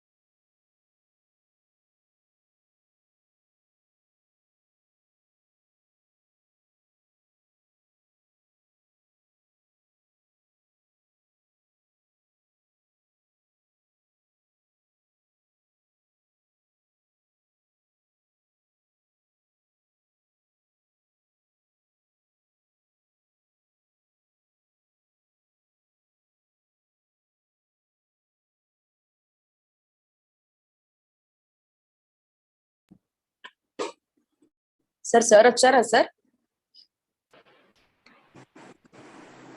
Good morning, Ramji sir.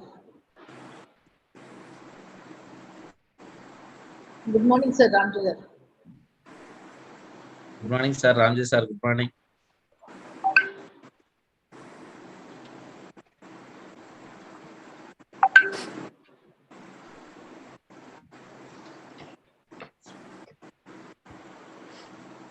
Ramji sir, audio mic and change. Oh, okay, good morning. Sir, good morning, sir. Good morning. Sir, good morning, sir. Good morning, good morning. Sir, welcome to the STTP, sir. Thank you, madam. Yes, Renu Naik, you can start introducing, sir. Thank you, madam. Once again, good morning, participants. I'm happy to introduce Professor and former Vice Chancellor of Ambedkar University and in charge Vice Chancellor of Nagarjuna University, Professor K. Ramji sir. So, Dr. K. Ramji sir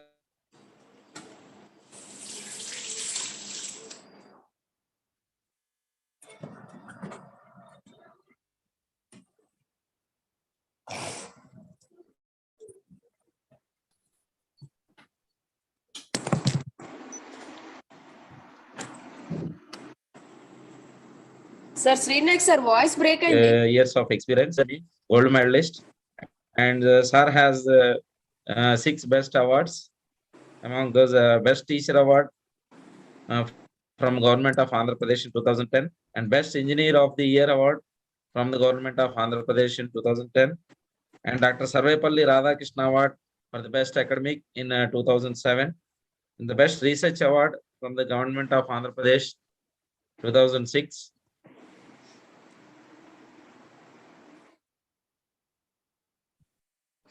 And sir has specialization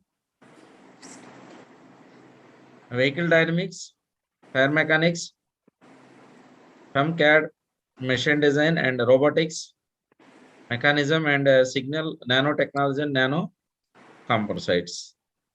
And sir visited 6 countries, and Japan in 2003, USA in 2006 and 2007, Turkey in 2007, Australia in 2007, USA in 2013, Malaysia in 2015, and Singapore in 2015.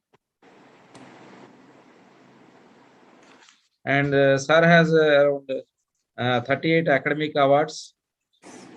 And if you want to make all read 38 awards, you will have much more time. Participants, actually, sir given only 4 pages of information, but sir, we can have a small book on the biodata of the sir. Sir, we are welcome, sir Ramji sir. We are very happy to have you in this short-term program for delivering emotional, effective writing, sir. Thank you, sir. Sir, now I welcome Professor Ramji sir.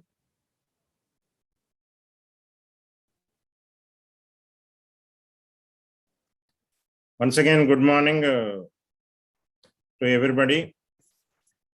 And I'm thanking the organizers, Professor Ramasudha Madam and Dr. Padma Madam, as well as Srinu Naik, Dr. Srinu Naik, for giving this opportunity to interact with to give my experiences related to today. I am proud to say that I am from this particular family, Andhra University, where I am today because of the foundation given by my university, where we have started our B.Tech, M.Tech. And for me, they have given QIP permission to do PhD at IIT Roorkee. So that's why the foundations are from this particular university. Once again, welcome to this 1-week online AICT short-term training programs that is on mastering self-motivation and attitude, art of living. See here, this is one area where attitude and culture is very, very important nowadays. Automatically, these two are inbuilt in every person. That we obviously start motivation, ethics, values, and these are the things automatically will come. These are not we can teaching the issues. But once again, I'm congratulating the entire Department of Electrical Engineering, including HOD, Chairman, BOS, and other members, for organizing such a wonderful 1-week FTP program. See, today I'm going to, my topic is on emotional and effective writing.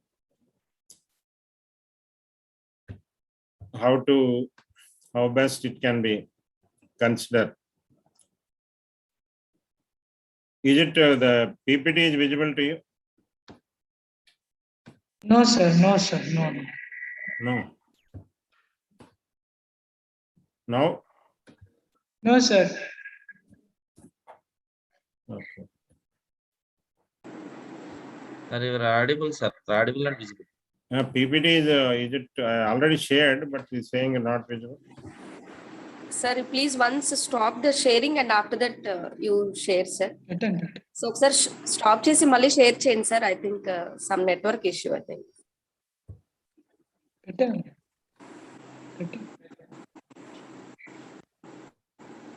పొద్దున్న share చేశాను.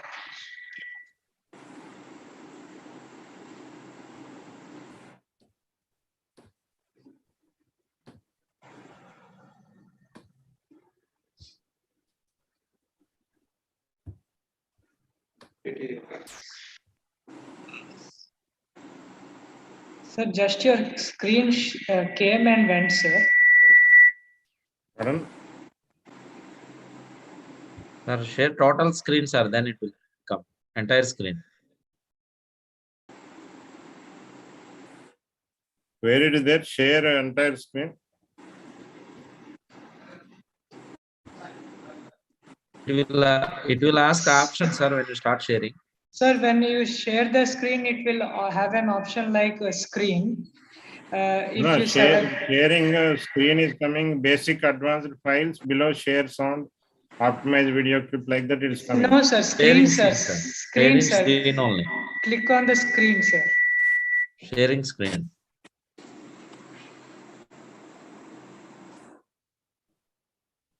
Now it is coming? Yes, sir. Yes, sir, it is coming, started sir. now. Yes, sir, it is started. It's okay, na? Yes, sir, now it is visible. Okay. See, now once again, thanks for I am from this particular family. What are the foundations I got from this particular prestigious, magnificent University of Andhra University? Once again, congratulating the Department of Electrical Engineering, organizing such a wonderful FD program. Not only this, they are continuously organizing so many events. I'm congratulating the entire family of Department of Electrical Engineering, AU College of Engineering Autonomous Andhra University for doing such a wonderful job. See, today my topic is emotional and effective writing. I'm going to spend around 2 hours on this. See here, anything if you want to do any particular activity, teamwork is very, very important. If all the persons are not involved properly, then the outcome is something like this. Okay, these are some of the, if you see what is meaning of this emotional or innovative or creative minds, which you want to, future is with whether you can consider job or you can consider any placement or higher studies or whatever the event we want to inculcate in our students. These emotional and intelligence and innovative and creative thinking we have to encourage. Those people only, they have a number of plenty of opportunities. Suppose if you can see the tree, the number of branches are there. Can we make any system, whether it's a mechanical system or electrical system or electronic system or even computer, the PCB board, can we make number of branches like this? Or a mechanical engineer number of pipelines? Even this is a network pipeline or a process plant pipeline. Can we make branches like this? Still there is a challenge. What the engineers are making, whether it's a PCB circuit or even electrical electronic circuits, any case, if you can consider, can we make a circuit of this much complexness? Or you take a shell which is naturally available, even if you want to break it, is very difficult to break it.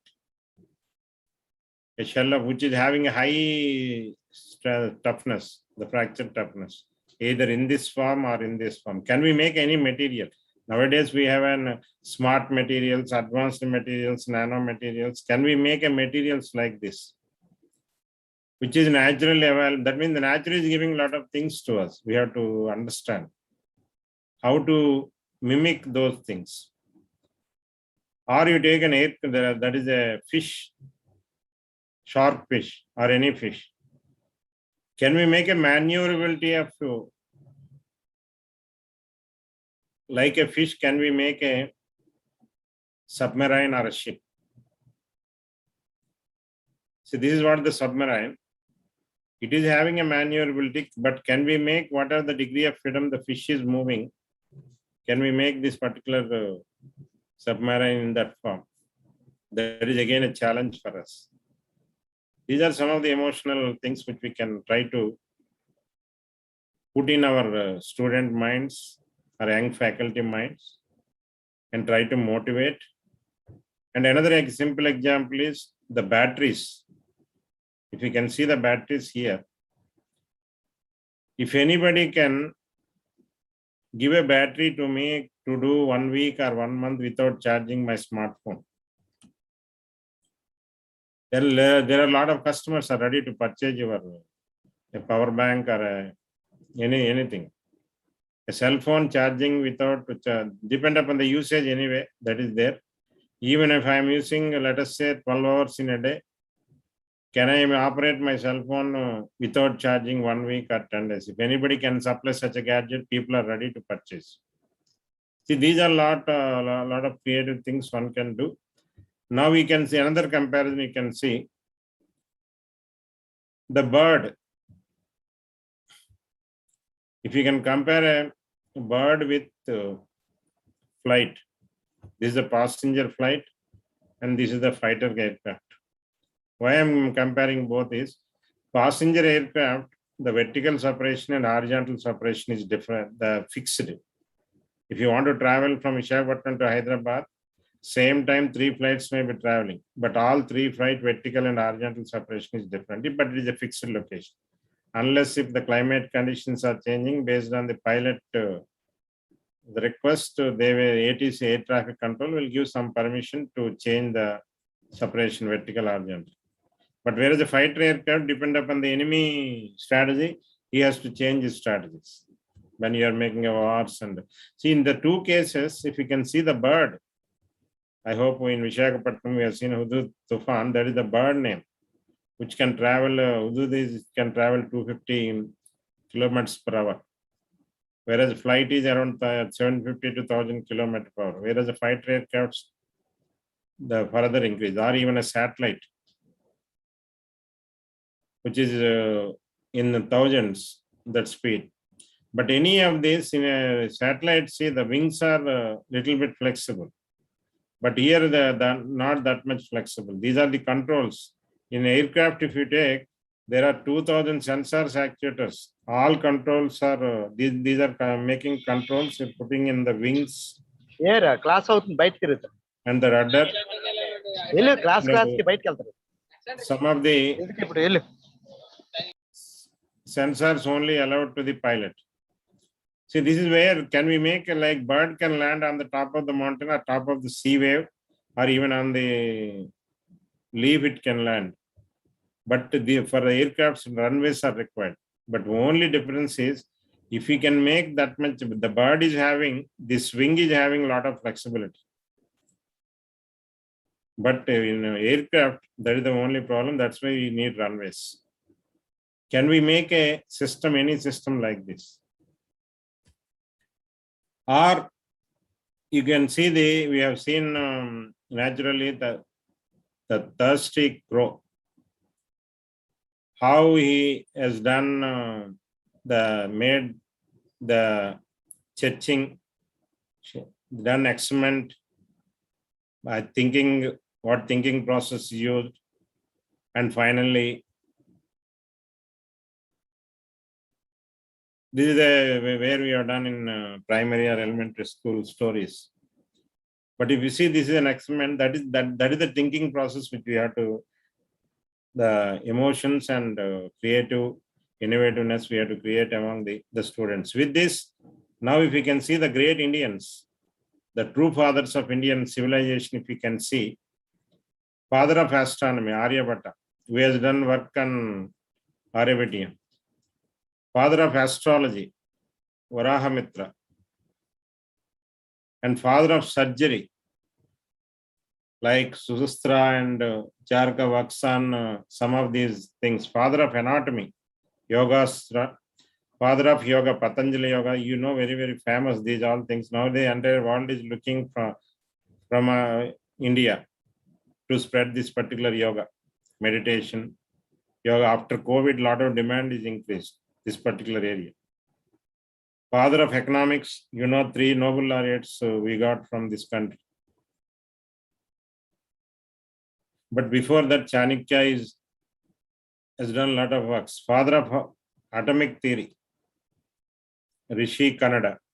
Father of architecture, Vishwakarma. Father of aerodynamics, Mayashura.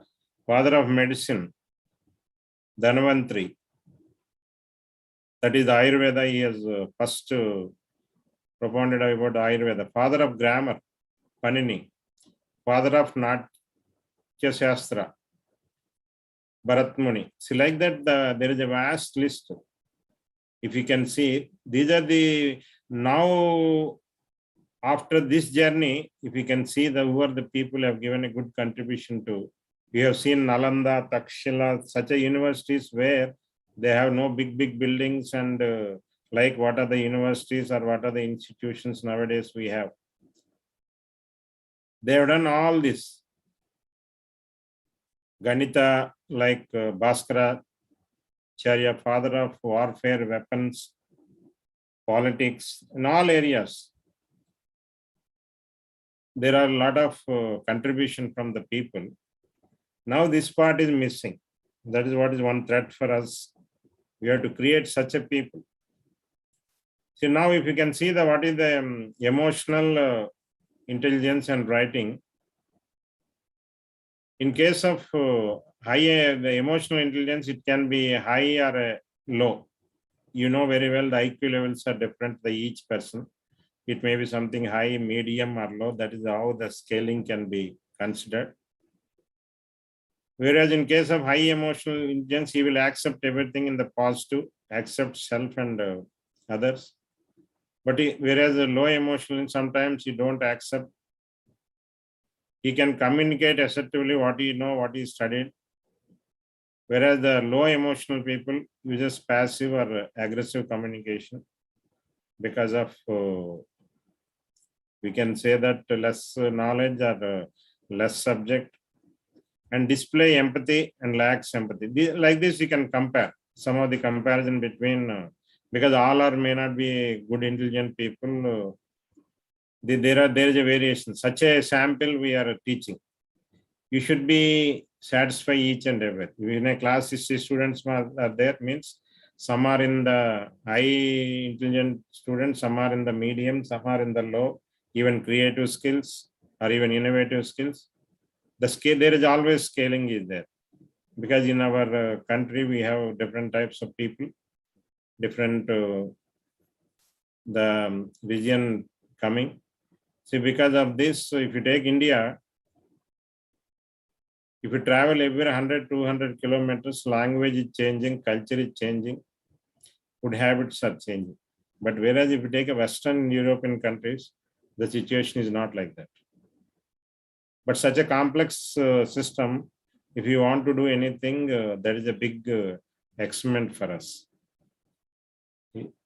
For example, you take a food at Vijayawada and food at Guntur.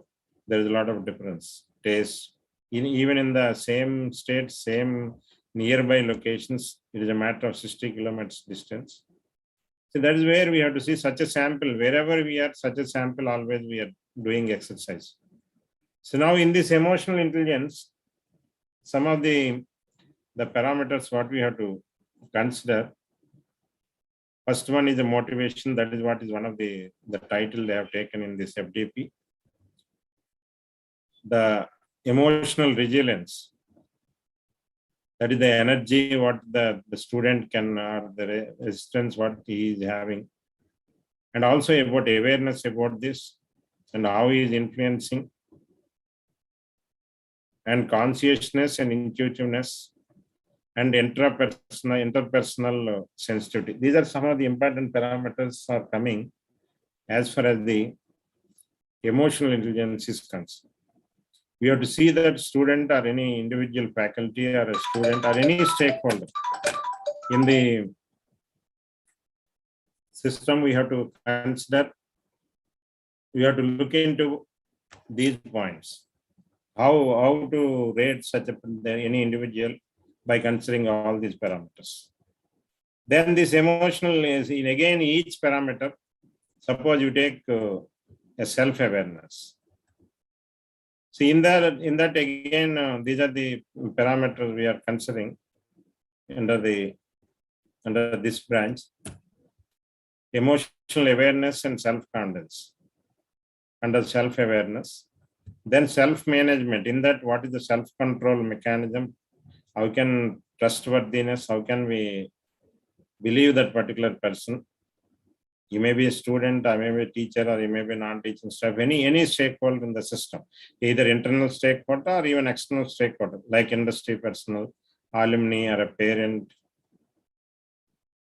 or any state government employer or central government employer. If you want to work with them, you want to send our students for an internship, or you want to send our student to industrial training, how we can make trustworthiness with them? Consciousness, adaptability. Some students can adapt to depend upon the situation. Some students may not. And what are the innovative skills have? So these all are the parameters which we have to consider. This is given by from Daniel Goleman and Richard in emotional intelligence as a 12 elements he has considered.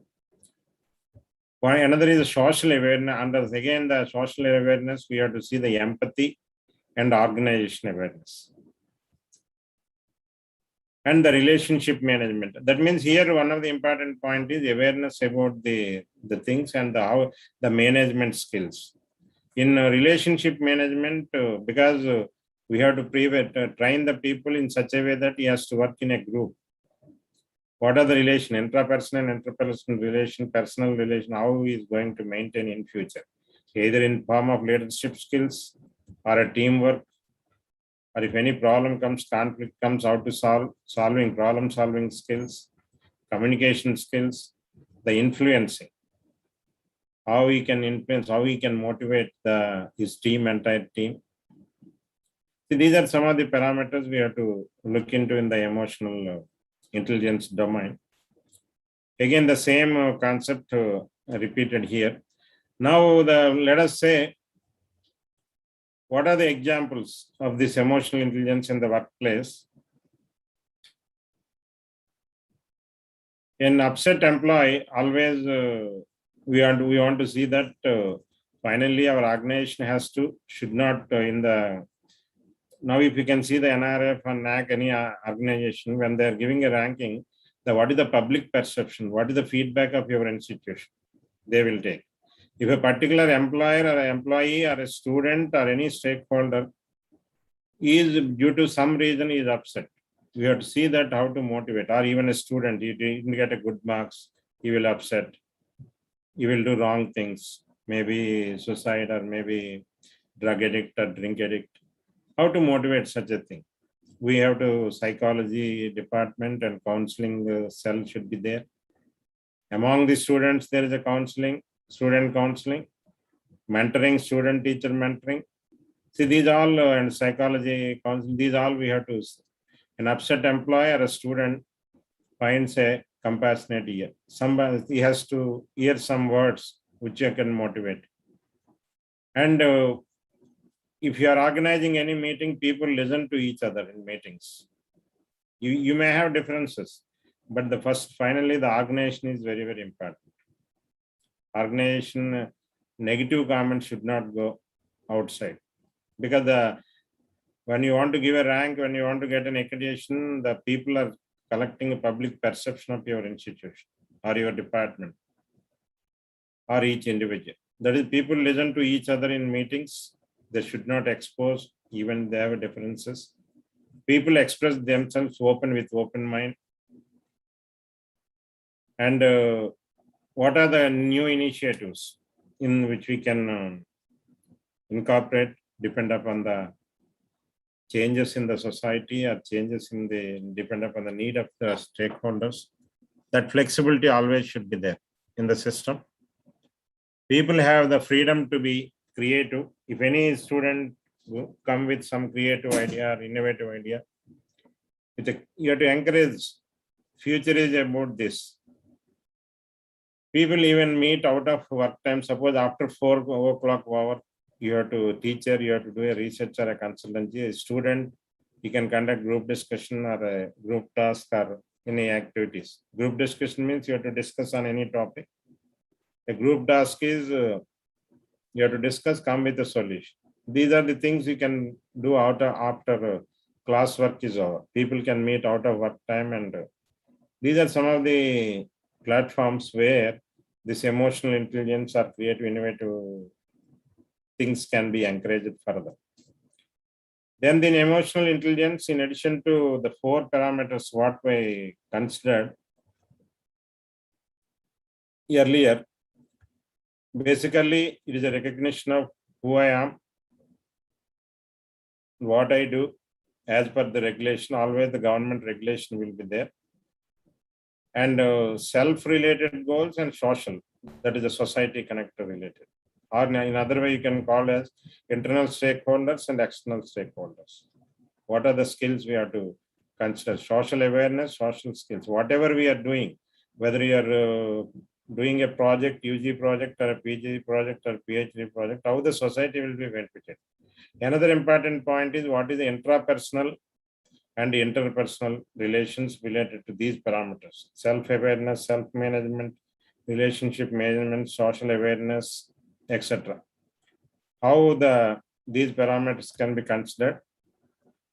This is the same thing. I given there, it is not clear. The personal competency and relation competencies. In the personal competencies, knowledge-wise and management-wise, we have to see the parameters. Knowledge-wise, individual self is a high intelligent or medium or low. Accurate of self-assessment, one can see. If I am a teacher, today I prepared a class and spent around 2 hours.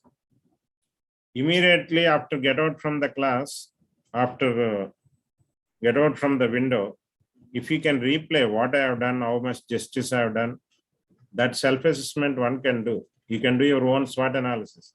How much time I prepared before going the class, what lecture notes I prepared, how I presented, what is the face feelings of the student, what justice I have done in that particular class. That is what is the self-assessment. From that, you will get some confidence based on the feelings of, that is what is called the self-feedback you can take. We use it to collect teacher-student feedback. That is anyway semester, once in a semester, twice in a semester. Where I've seen a Stanford University, I visited, they have a computer screen. Once the class is over, when the faculty is taking attendance, student will give a feedback. Every class, it is a dynamic feedback, not like our once in a semester or twice in a semester. See, that is where these are some of the, like in student also he has to do, what are the strengths and weaknesses.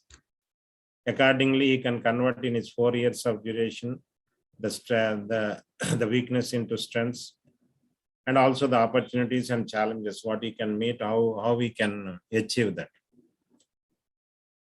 Then awareness of others also you have to judge. That is another skill which is required. When you are working in a group, you have to understand in each person, what is the self-assessment of each individual. In terms of empathy, how he is doing service to organization, that is what we can call as organizational acumen. Appreciating his diversity. Nowadays, people are talking about the transdisciplinary, interdisciplinary, intra and multidisciplinary concepts as per new education policy, which we are encouraging. In that direction, think about others also. Accordingly, you group it, whether it's a student sample or a faculty sample or a non-teacher. Then the management come into the picture. This is the one is personal competency, relationship competency, as for knowledge is concerned. The second one is a management. It can be said that is related to self-control and building relations. Again, the both parameters. Like emotional self-control, sometimes in anxiety situations, how we are expressing our emotions.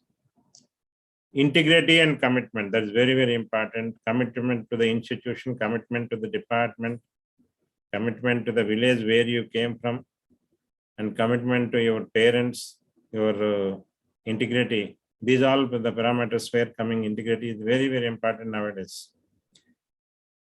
Achievement drive, adaptable to the situation, because when you are going somewhere industrial tour, their climate may not be the same what is in Visakhapatnam or somewhere else. Or you are going for higher studies, or you are going internship, either faculty or a student. What are the initiatives or innovations are you involving in that? New initiatives, new innovations, and your learning orientation. Whatever the government is giving, like outcome-based education, experience learning, practical based learning. See how we are involving in those things, problem solving skills. Then relationship is coming, a management. These are these, because when we are teaching in the class, if a student is got 100 marks or 90 marks or 98 marks, if you don't have this building relationship, that is what we can call as the software skills, hardware skills, and communication skills, what we can call as 21st century skills, life skills, then he may not get opportunities, more opportunities. So that is where we have to building a relationship with communication, developing by seeing with others what are the best practices or what are the good things which we can, by seeing some other, we can develop. Facilitating team performance, that is the teamwork. In conflict situations, how to manage the things, how to building the influence, any part catalyzing the change, some new changes, how to incorporate, and how to create inspiration in the leadership. These are some of the management skills what we have to consider. See, in that, again, what are the sub-parameters? Like what we have seen, already mentioned, self-awareness, self-regulation, motivation, empathy, social skill.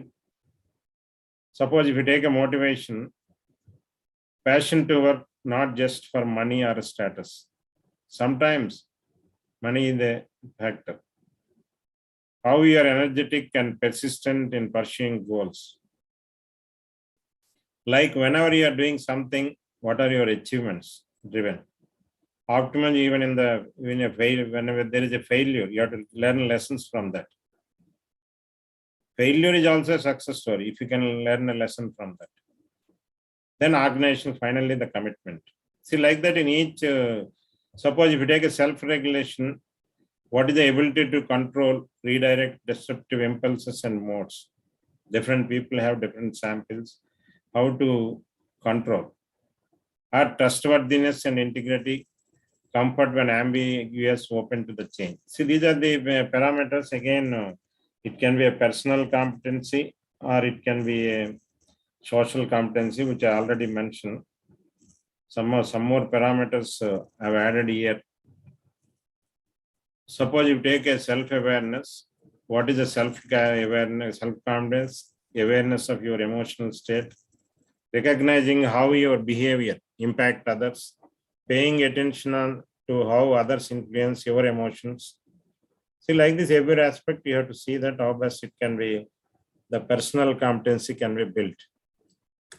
See, then if you can compare some parameters I already mentioned here between the personal competency and relation competency, but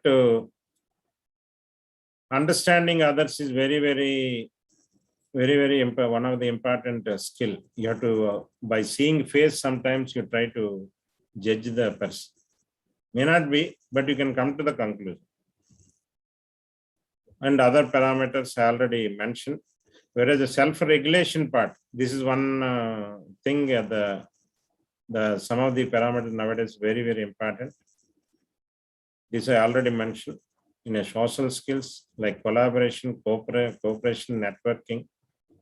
See, higher education means higher education institution. We are in a position to solve the society problems.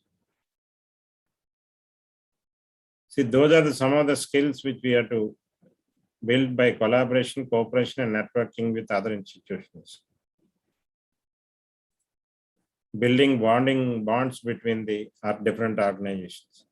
Suppose you take a district, you have some Andhra University there in Visakhapatnam. We have to work with the collector, state government officials, central government officials. You have to form build an ecosystem, building the teams. Then this I already mentioned, high emotional intelligence and low emotional intelligence. What is the meaning of that? It promotes optimistic point of view. It lets negative feelings dominate here. Because they have not have much knowledge, they think in different directions. But whereas high emotional intelligence, they will react to hurt by processing feelings. They will react start with physical violence. Whereas in high emotional intelligence is emotionally resilient, whereas low emotional carries grudges and is unforgiving. These are most are some of the so many negative aspects, if we can say. This I already mentioned in the previous slide. How to increase the emotional intelligence? Utilize an assertive style of communicating. That is one good way of increase this emotional intelligence. Respond instead of reacting in a conflict.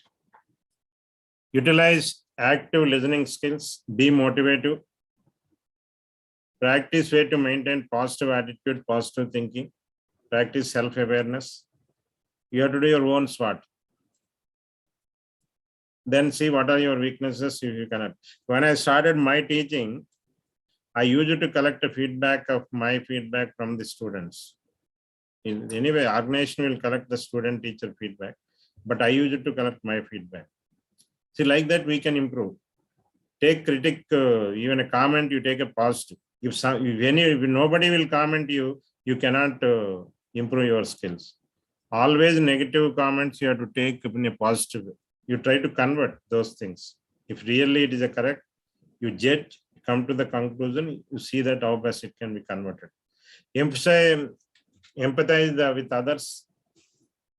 After seeing somebody about you or your biodata, they have to learn something from you. Utilize leadership skills, be approachable, and if your faculty students are coming, see that how sweet you are talking with them.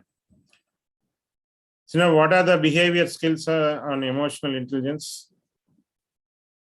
Take it easy, think before you make promises, listen to yourself and follow. These are some of the parameters which we are considering the behavior skills of emotional intelligence.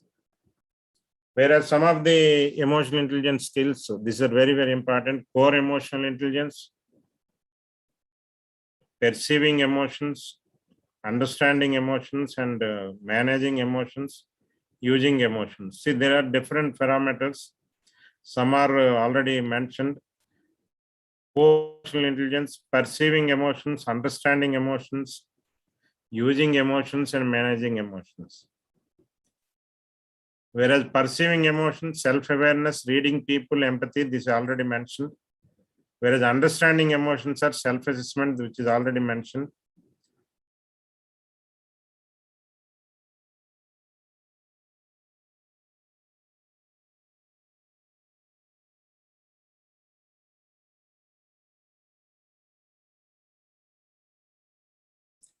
Then using emotions everywhere in communication. First impression is the best impression, body language, eye contact, humor, motivating, influencing, negotiating, fascinating, collaborating, building rapport, building trust, openness, taking criticism, adaptability, curiosity. See, like that I am given a lot of list. See, these are some of the parameters which you have to consider as far as the emotional intelligence is concerned. See, these all which we are measuring in a teaching learning process by using some of these we are measuring, like what are the marks you are giving a first class or a second class in the teaching, learning, and evaluation process. But cognitive levels, some of the earlier skills what I mentioned, we can measure by using the Bloom's taxonomy. The revised Bloom's taxonomy by knowledge, comprehension, application, analysis, synthesis, and evaluation. See, knowledge, if you have a good knowledge, the foundation is very good. Then it is forming like a cone with a good foundation. Okay, these are the skills I think in the outcome-based education, even when you are setting a paper, when you are giving an assignment, or when you are evaluating the record, or when you are evaluating the observation, or evaluating the mid paper, or evaluating the external paper. This is the way we have to see that you have to test the cognitive levels of the student. That is what we are using in Bloom's taxonomy in our teaching learning. That is what we are using tools in outcome-based education. This we are following in engineering since from 15 years, when the government of India introduced the outcome-based education. Then the another important point is that the second issue here, writing. This is one area I want to touch upon. Steps in the technical writing process. It can be any article or a magazine article or a PhD thesis or MTech thesis or UG project or writing a paper. Steps in the technical writing process. First idea is more important. The innovative idea, creative, you are forming a group and invite ideas with the creative nature and generate an idea list from the different group of people. Organize that list into a logical outline. What are the feasibility? You have to do a lot of brainstorming discussion on that. Expand that outline into a first draft.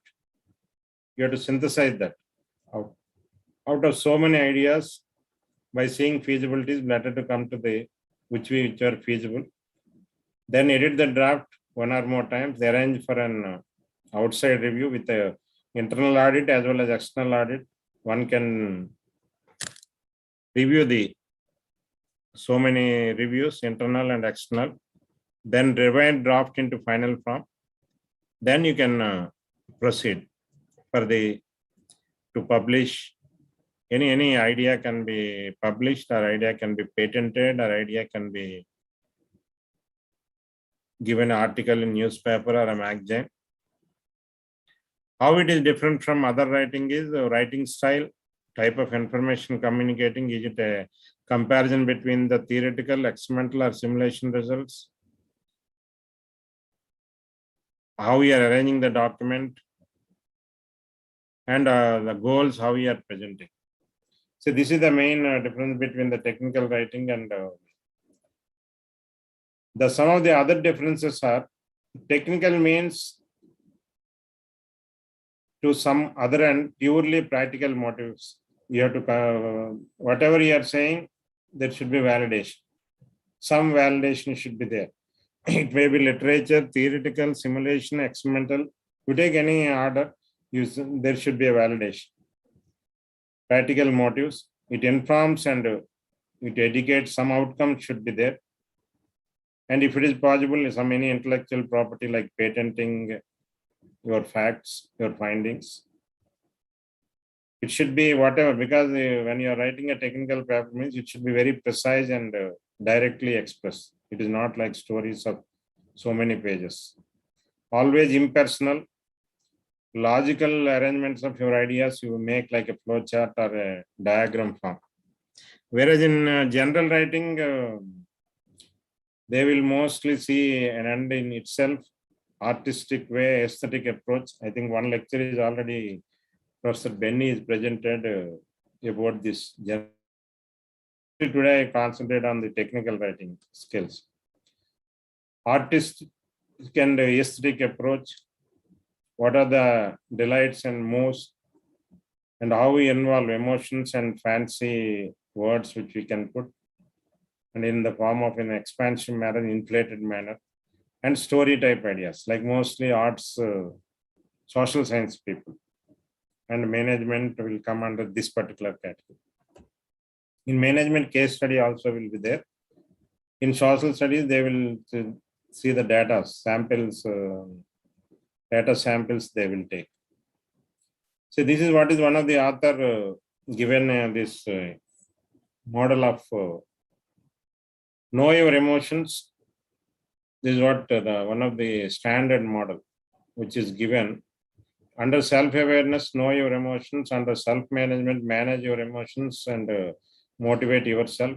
Under social awareness, that is empathy, recognize and understanding other people's emotions. And while writing also, you have to take, you have to consider these aspects. That's why I'm repeated this part.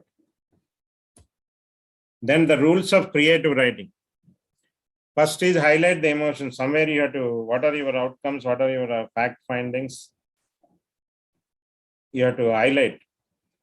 explores various art forms, then read the classic articles.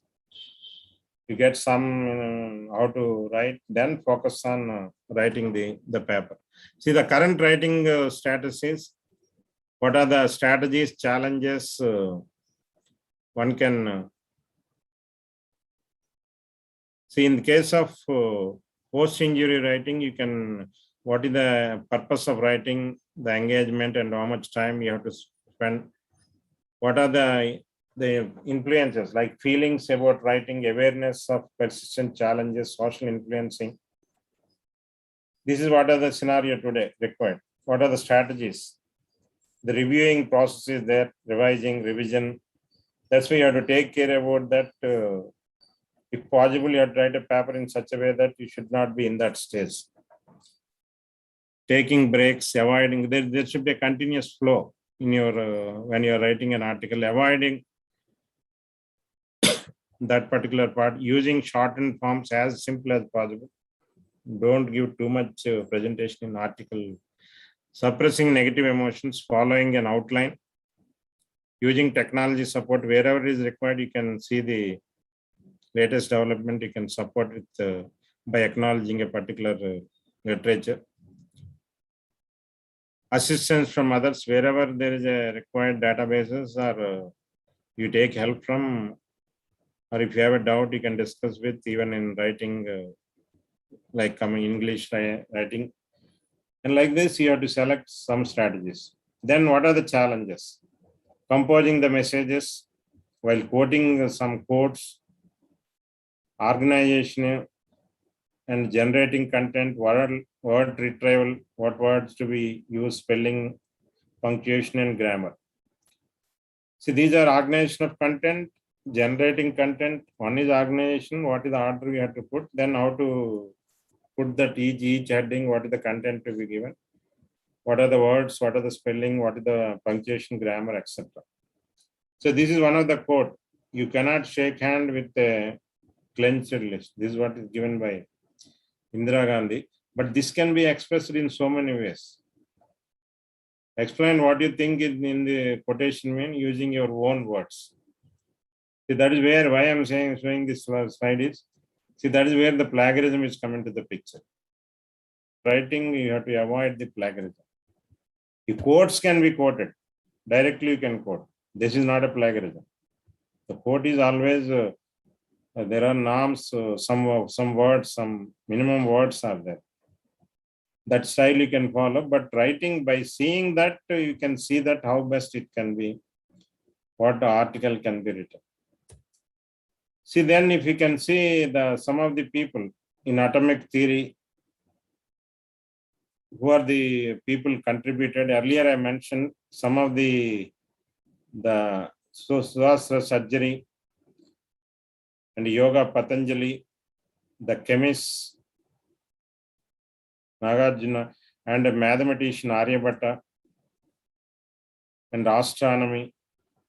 Like this, some of our forefathers, Bharadwaj in aerospace industry, like Pushpaka Viman, I think all of you know about. These all are there earlier, if you can see the ancient. Now in modern times, these are the people who have contributed a lot of the person. See, for every movie, there is a title.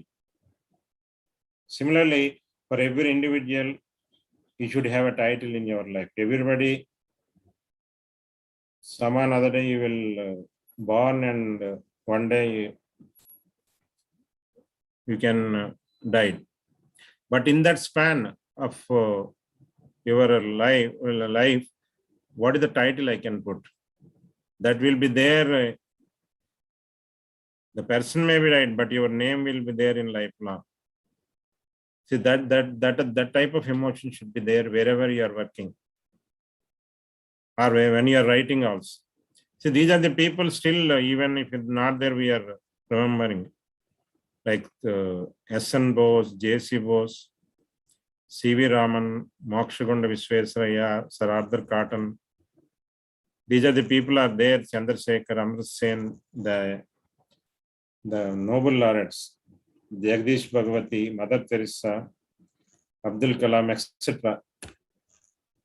See, if you see the journey in India before independence and after independence, who are the Nobel laureates? See, Rabindranath Tagore is an Indian origin, but first Asian and first non-European to be awarded with a Nobel Prize. He received a prize on literature. Then C.V. Raman in 1930. See, then the gap. Before independence, only the C.V. Raman. The Rabindranath Tagore is anyway there. Their gap is around 17 years. Now the gap is 38 years. Philosophy and or medicine and Aragovind, Corona. Then in 79, Mother Teresa Peace. 83, Subramanian Chandrasekhar in physics. Then 98, Amrit Sen, economics. Rajendra Kumar, Pasuri Peace, 2007. 19, Venki Ramakrishna again, chemistry. Kailas Satyajit in peace, 2014. Then Abhijit Banerjee, this is the latest Nobel. Now we are in 2021. See, but the number, how many Nobel laureates are there? See, this is where the importance of the today FDP topic. We have to see that the culture has to be motivated. Now let us see the research culture. See, if you want to see any institution, without coming to the institution, one can say, by seeing your audited statements, any institution. We have 1,000 universities and 40,000 colleges in India, throughout India. But any institution we can see by seeing financials wise, by seeing their balance sheet, and another is a research culture. Because our primary duty is teaching, learning, evaluation, anyway that may be there. It may be very dependent upon the strength of human resource and the input of sample or students are coming. And another important is research culture. That will give image to the that particular institution. A university or maybe a college. It is the intellectual life or blood of the institution, any institution. And it will give good exposure. You can do justice in your teaching and learning and evaluation. It will add support to that particular group. And also, it is a basis of our support for community also. Through research, we can help the community. Social interaction can be done. Industry interaction can be done. With R&D institution, you can do the interaction. It is something like an intellectual behavior. The research culture gives the behavior significance and allows to understand and evaluate the research activity, what is going. And also the transfer knowledge. You can make a commercialization. If you achieve something, you can transform the knowledge by commercializing the property and systematic process line.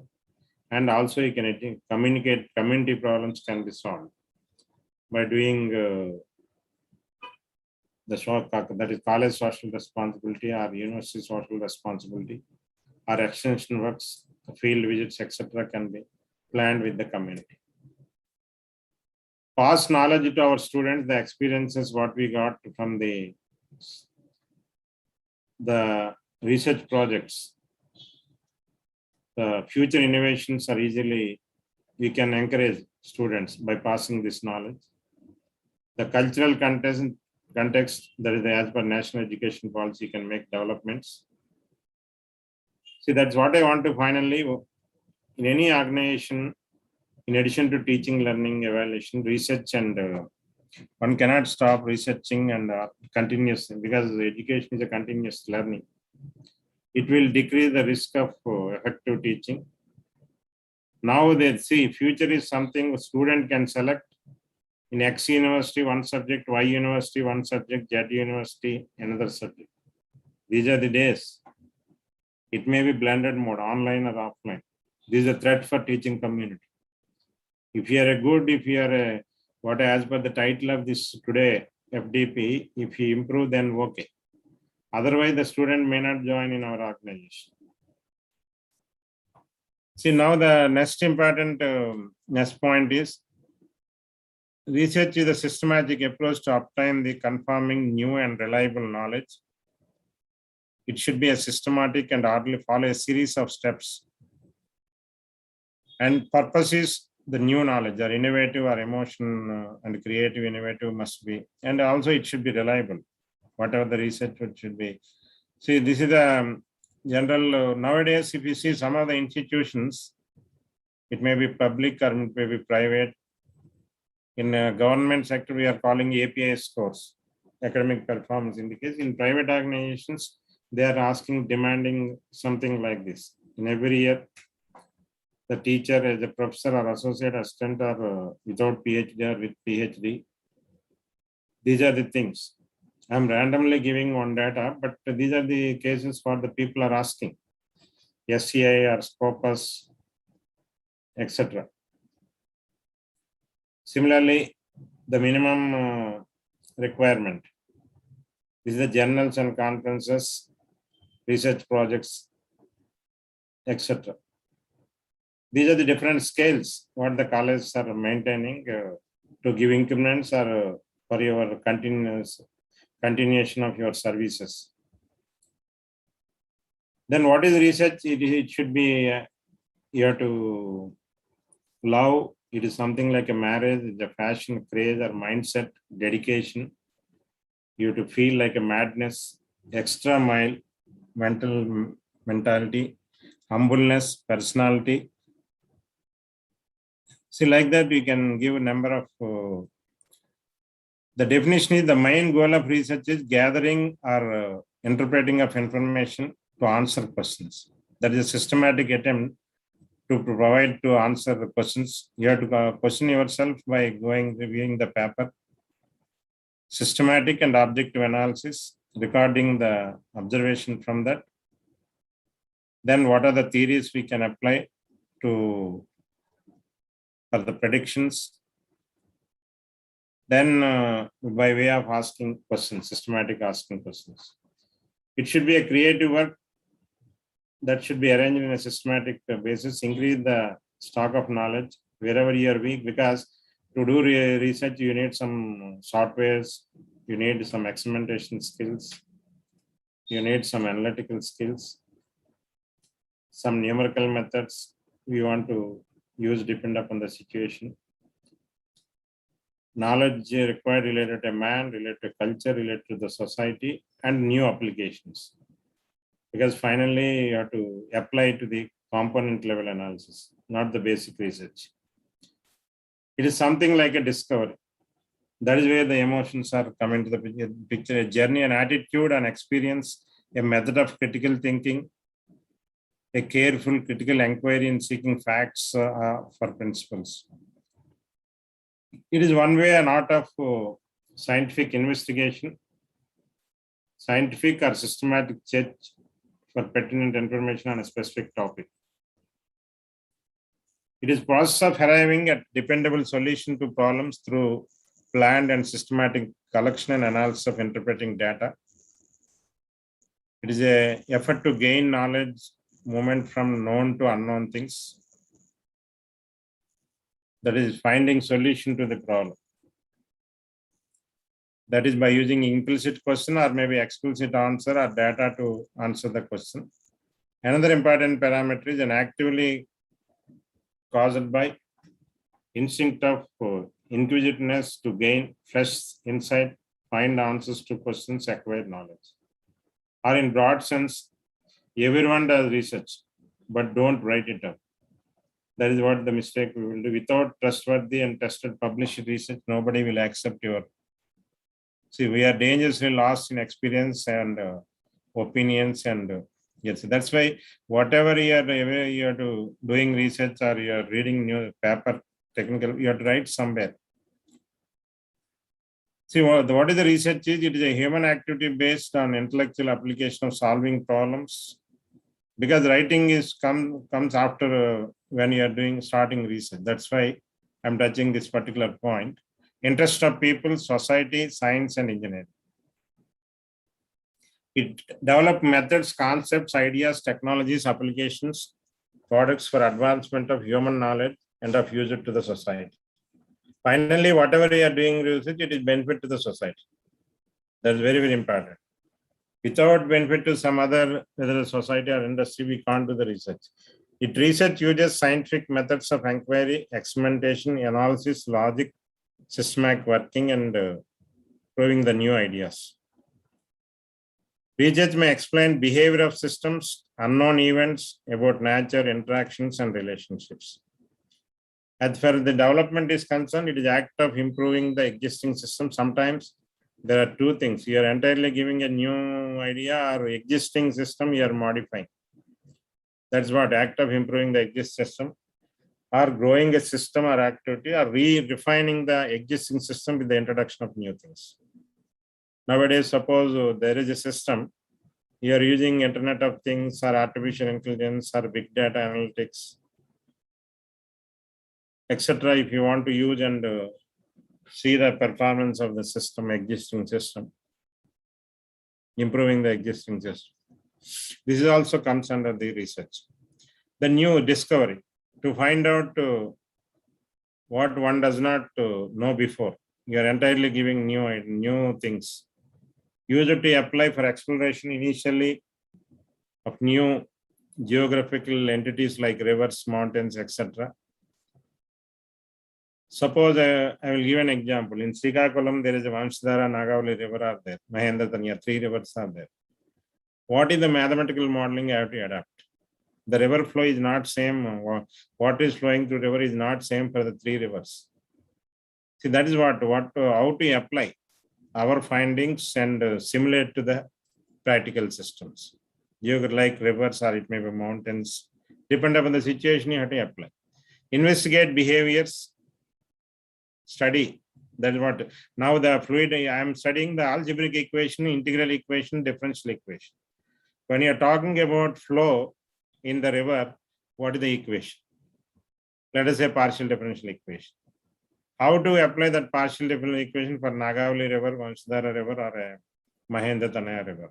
That is what they investigate the behaviors. Observe gravity and gravitational forces. Ascertain, unearth, and learn what are the problems you are facing and what are the parameters to be considered further. You have to see that. Then innovation, generation of new ideas for making changes in thinking process, in processes, things, products development, methods, techniques, services, and application. In the particular aspect, you can see how the new ideas for making some change in the existing. Something new, that is what, substantially new, different from the existing and used. One is something added on the existing, generation of new ideas for making changes. Another is entirely new, increasing the value of the people, science, customer, producer, even organization also. If you are giving something new to the existing, first they will talk about the institution name, then the administration, then who is the person actually involved in this. And then to your village, your district, your state, your country, and the entire world. See, like that, it is interlinking globalization. Now we are in the global village. Positive changes will come in your life. Somebody will recognize you to make something better. That may be something breakthrough. You are the first person, you have done that. See, that's why invention is the first occurrence, an idea of product or a process or a service or application. So these are the words now, the buzzwords: invention, innovation, creative, skill, commercialization of product, startups, innovation, that is incubation. Future is about this. The innovation is the first attempt to put into practice. That is what the commercialization part is coming. Invent and incubate and patent and commercialization, the product development. So these are the buzzwords nowadays. The people are, future is with this only. That is what the industry 4.0. I hope all of you know. Industry 1.0 is a mechanization with mainly steam and power, steam and water. Then electrical energy came into the picture when the industry revolution, industry revolution 2.0. After that, automation, because of computers and other the automation came in the picture. The industry 4.0 is, this is what innovation, invention, incubation, patenting, because of by using the advanced technologies like Internet of Things, big data, cyber security, artificial intelligence, blockchain, and digital manufacturing, smart manufacturing, etc. Since research is nothing but going deep into a problem, narrow down the problem, understand each component, and go deep into it. Then analyze it, look the performance of indicators, studying the existing system, then identify the drawbacks, establish several alternatives. So it may be new method or new technique or process for improving performance, existing system, or increasing usage, reducing waste, like that, increasing the efficiency. Like that, what you are looking, it impacts on the environment or ecology or the society, etc. Conduct proof of concept of the new method through experiment and simulation or the analytical equation. You have to interpret. Always that comparison should be there, otherwise nobody will accept your results. And then from that experiments or simulation, you get the reasons, theories, and experiments and observations. Look for alternatives. Build a new item or a theory or a concept or attacking new evaluating like nanotechnology or new areas. And when you want to conduct an experiment, it is not that much simple. Even if there is some newness in that, there should be expensive experimentation, because in experimentation, error is one problem. Error may be coming in any form. Well, many parameters are measuring. We need to analyze whether the results are correct or not. With the existing, the new characters are new or existing or new. Look on the theory or purpose of theory. It is not idea only. The idea should be implemented and the proof of concept should be shown. Specific advantage and idea of the application. It is a combination of new idea which is proved. Its advantages are established by means of modeling or sometimes statistical analysis, experimentation, algorithms, and computer solutions. And it also showed that there is a sufficient depth, sufficient understanding, and also enough advantage based on research work. Okay. See, the research is done by asking questions, by asking a series of questions. This is what I already mentioned while discussing emotional intelligence. What is the current state in my topic? What future characteristics are left out? What are the desirable features, characteristics? What are the parameters affecting the parameters? Are there any aspects of modeling? If the model is good, even a newly born kid, if there is a model, you will give the input, you will get the output, but that output is correct or not. See, one has to consider how is the process? What are the weaknesses? Can we add additional features to the process? Is there a measuring system for the process? How bad performance indicator? What is good, what is bad also you can see. How does we improve the performance? Can we new alternatives be introduced in the technology? Can we use new technologies, like big data analytics or artificial intelligence, neural networks, etc.? Can we use new materials like advanced materials, smart materials, nanomaterials, etc.? Where sensor and actuator both are like active systems, very smart systems. Research components like hypothesis testing, concept checking, experimentation to get new modeling, algorithms, measurements, design concepts, detailed reason, and logical propositions and theorem proving. Finally, why research? To get a degree, to get a respectability, to face a challenge, to solve a problem, to get intellectual joy, to serve society. And also it will increase the standard of living. If you have done research, the people will recognize you. You will get some standard of living by showing right path to the society in case of social and behavioral sciences. If your research findings, it is useful to the society. So this is what is the schematic of research processes. If I can consolidate the things what I said. Formal, it is something like one type of training. If you are doing, you have to do questioning, formulate goals and objectives, plan and design research, generate research results, what I mentioned earlier previously, that if we can plan it and discuss with the peer teams, scientific team, professional community, service expertise, you can, if you are any there, you can try to discuss with them. And other discipline people, suppose you put in interdisciplinary, transdisciplinary, and also discuss with the policy makers. Is it when you want to commercialize the product? See, this is where the different aspects one has to consider while doing the research. So this is another where the same thing, define your problem, review of literature, formulate hypothesis, design including sample design, collect data, analyze data, and interpret and write. Now the writing article is coming to the picture. You have to write published papers, write the thesis. This is how the 6 steps it can be divided. If you can see the theoretical and practical consideration by using topic and the research, because always whether you only theory or simulations, or so you are doing experimentation or getting some empirical relations. And another important, what I mentioned already, everywhere, whether you are doing a research or writing a paper or in anywhere, you have to do a SWOT analysis. What are your strengths, opportunities, and scope for improvement? Carry out SWOT analysis, identify SWOT or SWOT. Nowadays, SWOT they are calling. Strengths, weaknesses, opportunity, threat or strength, weakness, challenges. Identify your strengths, including the institutional strengths, your strengths, college strengths. Identify weaknesses. If you want to conduct an experiment, all facilities are there, that is one case. But some facilities are not here. Where we have to get? These all you have to plan. Gaps in knowledge in the subject.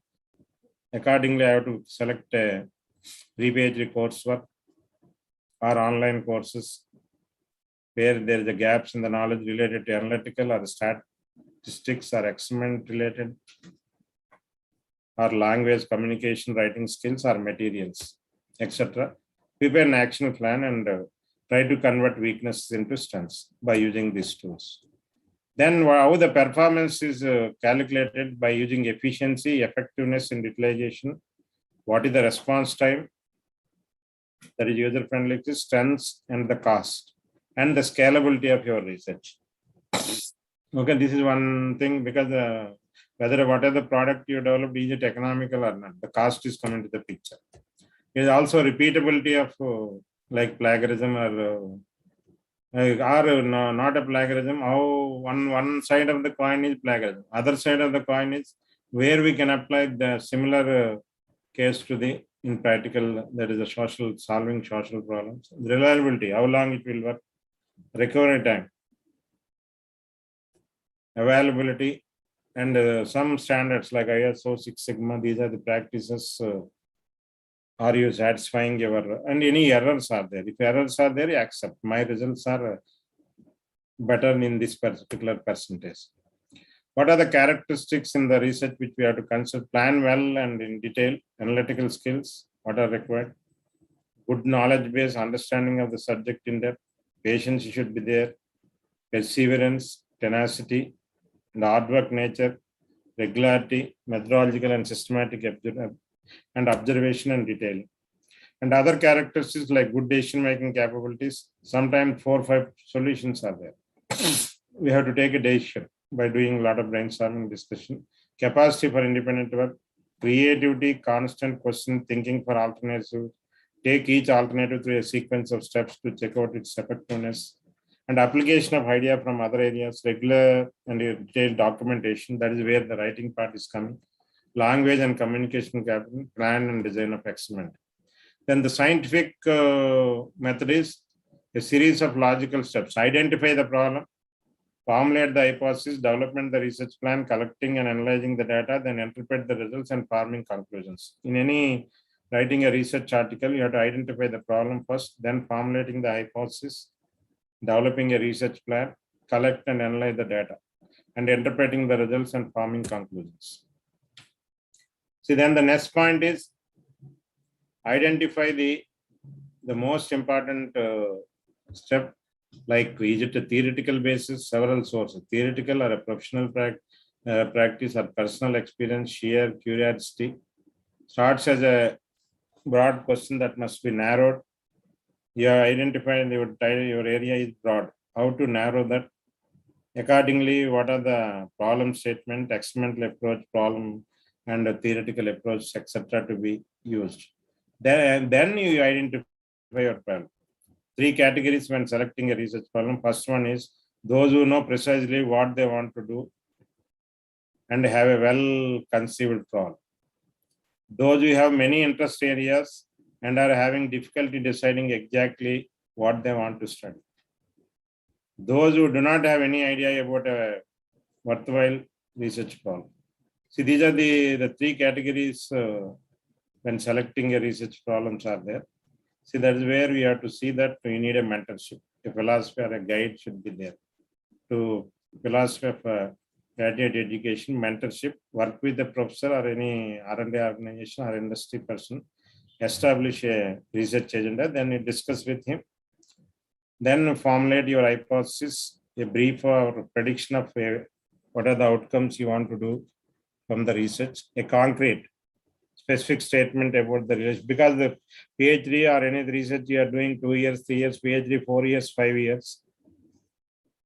After 2 years, if your problem is already done by somebody, that's where you have to need a mentorship and you have to do the literature survey and make some deductive reasoning based on deductive 2 types of hypothesis. One is null hypothesis, that is all is equal, no difference exists. Another is alternate research hypothesis, usually specific and opposite to the null. These are the 2 things. Then you made a strategic plan, a strategy developed. Once you identify strengths and weaknesses and opportunity threats, as per that, and also mentor decided, then what is the strategy? Develop like selection of relevant research topic, identification of the problem, description of data gathering, then the data analysis, then pilot study, case study, or application, component analysis to be done.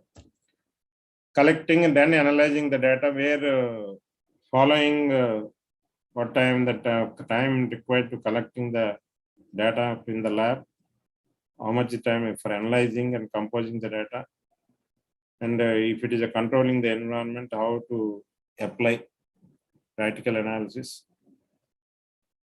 Sometimes the time more time consuming in particular application, you are expected something, but it is taking more time. See, that's why you have to see that. And then by using the data analysis and draw conclusions, you have to get the evidence support or from original hypothesis, whether you can accepting or rejecting, and we draw the conclusions. Sometimes it may be giving positive, sometimes it may be giving negative. Sometimes you present that part also, positives and negatives. Develop a new hypothesis, and interpretations typically made beyond the specific study. Okay, this is what is the general. You have to identify your questions, hypothesis form, research plan, then data collected, the results interpreted, then the new question. This is given by Drew Hartman and Hart in 1996, the research conceptualization of the research process. Now, if you say this is the general, the same thing what I mentioned, the technical terms. In the technical, when you are doing any system, what is the existing structure or new? Convert into the form, you make list of ideas, list of assumptions, then convert it into equations. These assumptions convert into equation, the analytical model, then solve the mathematical equation by using study the dynamic behavior, get the results by using simulation and analysis, etc. But you have experimental facility, go for prototype testing or actual model, scale model, and compare this result with this result and see that if it is okay. If it is not, you can improve the system and see that until you are getting your objectives. So these are the steps in the. There are three types of research questions: descriptive questions, difference questions, and the relationship questions.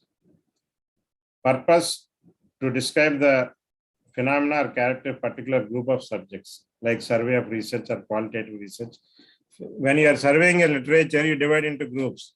From first groups, what are the gaps you have to identify? Second group, like that, 5-6 groups. Let us say each group you got 3 gaps you identified. 3 into 5 groups, 15 gaps you identified. Out of 15, you may not attempt all 15. See, that's why let us say 9 are you attempting in your research. That you can, for those 9, you have to write your objectives, your gaps in the literature you want to attempt. And for that only you have to write your outcomes. For remaining 6 out of 15, you can put as a future scopes. This is how the questions will help you to make the what purpose to make comparison between these groups. Is there difference experimental results between treatment versus control or pre versus post test comparisons, or non-experimental research?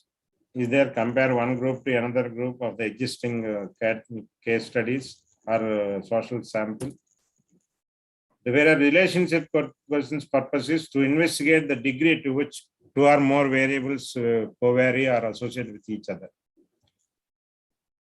What is the extent of this variable? These variables are playing a role, like parametric analysis. Established something like a cause and effect diagram. Okay, so the theory and hypothesis, you have to see in hypothesis a belief of prediction of the eventual outcomes of the research, a concrete or specific statement about relationship between phenomena based on deductive reasoning. Theory is a belief or assumption about how things related to each other. It established like cause and effect diagram based on inductive reasoning. That the theory and hypothesis, there is the presentation skills, lot of difference is there. This is the order we have to follow. Hypothesis first, then theory, then you make it some loss. The classification is three systems. One is the basic research, applied research. Second is quantitative, qualitative. Third is experimental, non-experimental research. Basic and applied is a pure fundamental research, whereas it is a central purpose to solve immediate problem. It discover new knowledge, improve the products and processes, takes many years for the results for basic research. It is interpreted like Newton's laws or Archimedes. Similarly, that if you want, you have to conduct a lot of experiments. First, beyond the group or situation studied, interpretation of results relies upon basic research. Okay, this is the whereas the quantitative, qualitative is it is numerical, measurable data, traditional or positivist approach, clearly stated questions, rational hypothesis, developer research procedures, different variable, large sample data, traditional statistical analysis apply. Whereas qualitative is generally non-numerical data, typically anthropological and sociological research methods, observes of a natural thing, natural set, that is settings, in-depth description of situations. Whereas experimental, non-experimental is here cause and effect. This is a casual comparison. This is extraneous variable control, here descriptive control. And here we can use fundamental characteristics. Here you can use correlations and history. You can compare. These are the experimental research. Mostly in engineering or science, we will do experimental findings. Identify the research question problem area. Review the literature. Distilling the question to a specific research problem. Continue review of literature. Formulation hypothesis. Then conduct an experiment. As for your objectives, determining the basic research approach, identify the size of sample, then designing the data collection plan, select or develop specific data collection, choosing the method of data analysis, then implement the research plan, preparing the research report. Whereas scientific research, it is a team effort, involves asking small and manageable questions, often move slowly. It is not contains periods of frustration between the success. It is not simply a morning 9 to evening 5 job. It should be there. If some problem comes, continue, you have to think. And at each and every stage, you have to must always be documented. Now let us come to the data to be publishable. Your work must be meticulous or reproducible or well documented. Science can be unpredictable. Don't get frustrated. Ask for help. Be creative. Be flexible with your research plan. What is your research group experts for you? Attention of safety, respect of diversity, respect for different model, professionalism, especially when dealing with colleagues. You see that because it is a group teamwork. Participate in all lab different labs are working, group activities, engagement in your research project between two departments, maybe honest communication, interdisciplinary. What is basic research is trying to understand how things work, increasing the knowledge without specific social or commercial benefit. Knowledge or for knowledge sake lays the foundation for future discoveries. Where we are doing the research, what is the area, what is the mathematical modeling which we are considering, like knowledge, power, time, money, work power, like that. I'm giving some examples. A good mentor is, as from the, because we are a teaching community, you should be advisor, critic, coach, or advocate, or a teacher, or a role model. Okay, these are some of the things we have to keep it and guide it. So now with this background, so now let us see how to consider the report writing now. Now I will go with the another half an hour, how to write, how to publish papers. I will concentrate on that. Now the research is done, completed.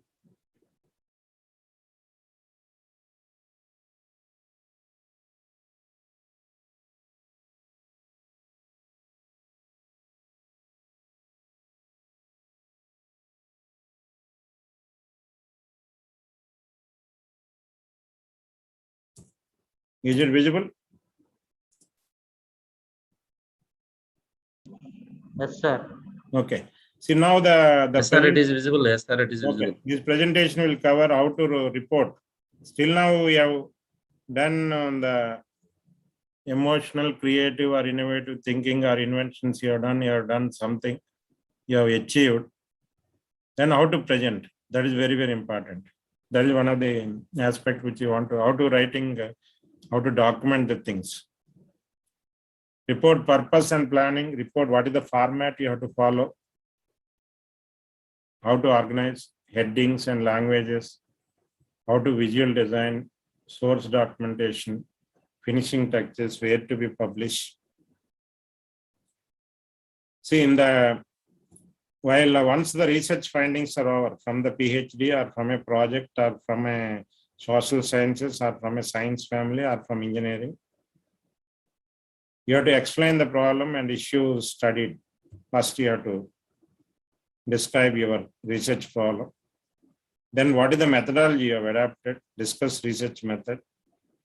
What is the data you have collected? Describe about the data. Then what are your findings, outcomes, and how it will affect? Explain the implication related to stakeholders or society or environment or ecology, etc. This is the way you have to plan your, to document the things. Why we have to write a publish or a research paper? Ideally, if you can see that, to share research findings and discovery with the hope of improving knowledge base. We are developing a knowledge base for future generation of people. Or practically speaking, to get funding, by doing research, you can get further funding. Projects you can get, collaboration, you can do networking.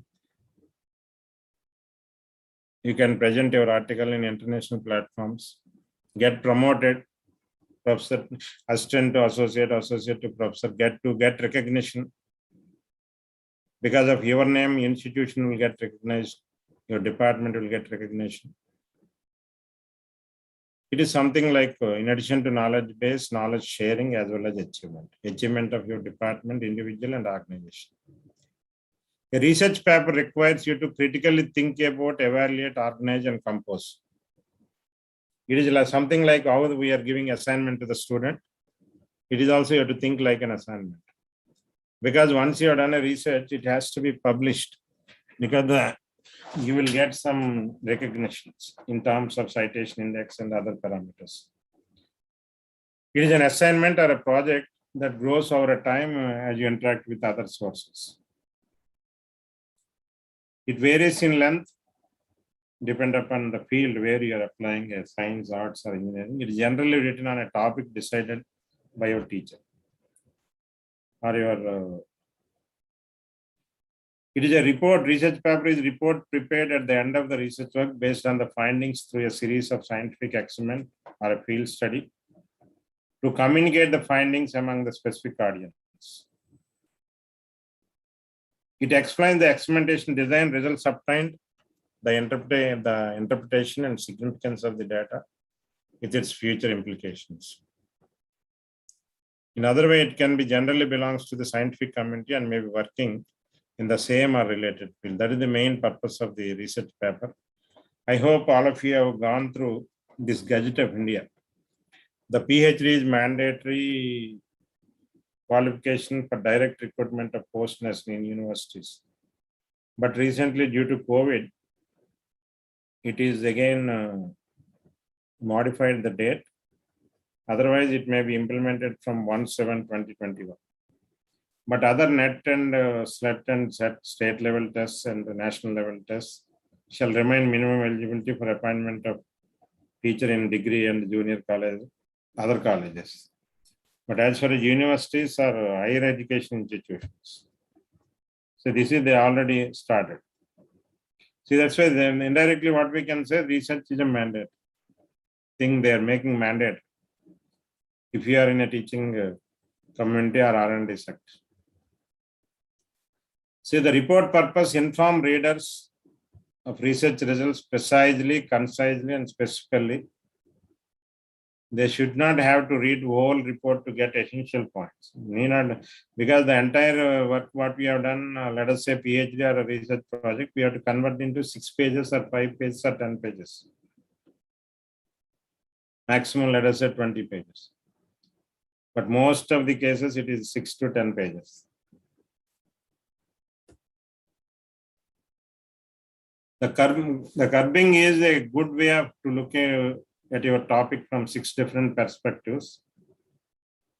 That is, describe it, compare it, associate it, analyze it, and apply it, argue for and against it by asking questions and make a list.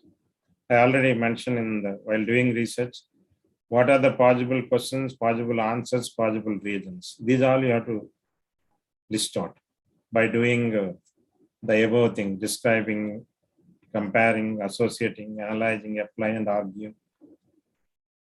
See, this is a way, 6 different perspectives one can. Then planning of report. Before writing, why you are writing? What you hope to achieve? Who you are writing? These considerations will determine your report's content, organization, textual, and visual designs. If you ask question yourself, that's what I mentioned here. By asking questions, different questions, answers, and reasons.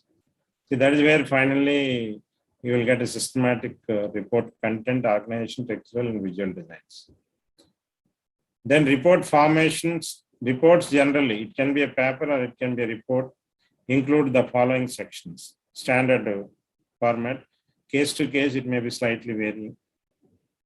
Abstract, introduction, literature review, methodology, results, discussion, and conclusion. See, these are the steps generally we have to consider as far as the report formation is concerned. But we should be aware of that order is flexible. That's what I already mentioned. This can be case to case. Suppose from journals combine introduction and literature review, some journals. Others have the result and discussion combined. Like that, case to case, it may be varying. But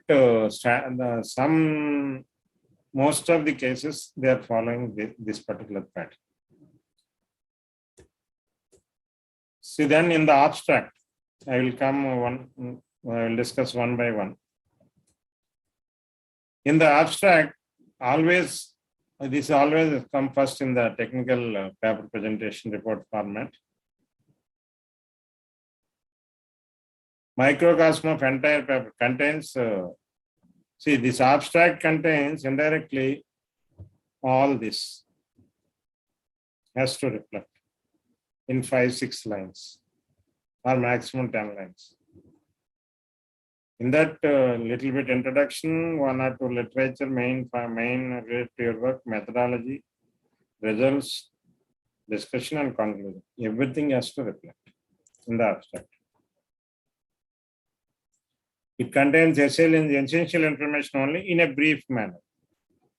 It covers research highlights, gives the research problem, that is from the literature gaps and what is your, how your research problem formulated and their objectives, indicate methodology, present the findings and conclusion. That's what I said. Everything will be coming to the picture in the abstract. For example, a nonlinear finite element procedure for the pre and post buckling analysis of thin-walled box section beam columns is presented. This influence the what are the behaviors adapting, what are the analysis technique to find out the stresses and the strains, what are the factors which help the residual or associated processes like hot roll and cold roll sections, and the imperfections and their accounted results, number of examples and their efficiency. See, like that we have to present in abstract each and everything. Then in introduction, background or introduction, the next step here, the second step. Explains the research problem and its context. Explain the importance of the problem. Why does it matter? Why is more information needed? Explain the reason and goals of the study. Why you're doing this part. You have to define your problem. Problem definition and or a motivation of the problem. Explain the limitations of the research performed. So this is where you have to,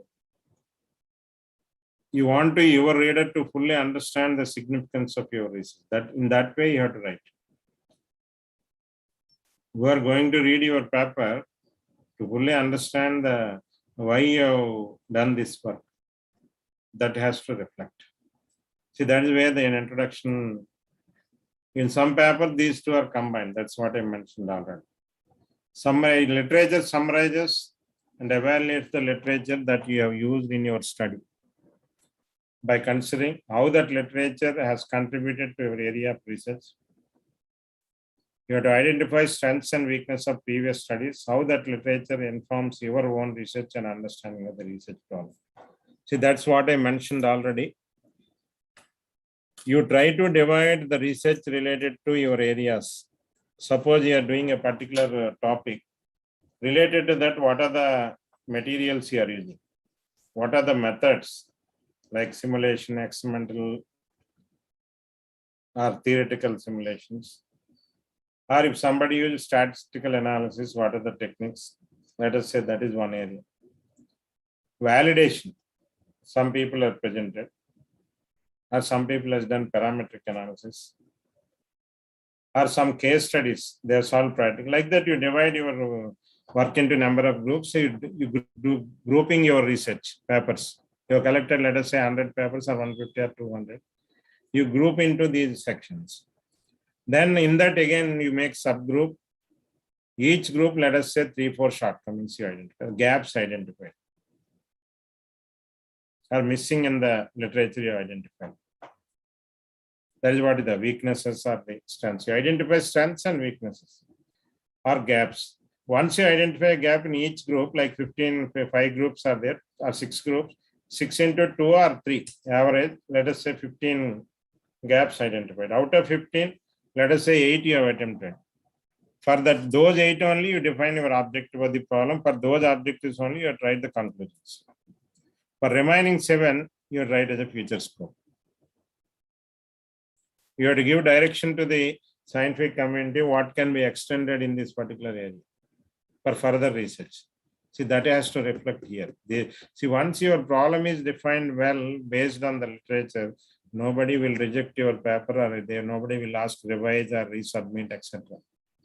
Or resubmit your thesis or revision. If the problem is not defined well, then These all problems are coming, these issues. Then methodology, the next part here. Here to the methodology part. In methodology, explains how the data was gathered and generated, how you have conducted experiment, or what is the procedure you adapted, how the data is analyzed, any statistical analysis done, error estimated, or you have to explain all those. Assume reader understand your material and may not include all things, but you mention briefly how the data is analyzed. Does not include explanation, too much explanation on that. Because once you given a small hint, the reader can easily understand. He may have idea about that particular method. I used this is the tool. In the past, you have to methodology is in a past tense and passive voice. Let us say A1 piece of coil was cut. The research has been carried out. It is the research and not your activities that are of interest. See, this is how the concepts we have to consider in the methodology. Then the results. The results part is coming to the picture. This part, the results.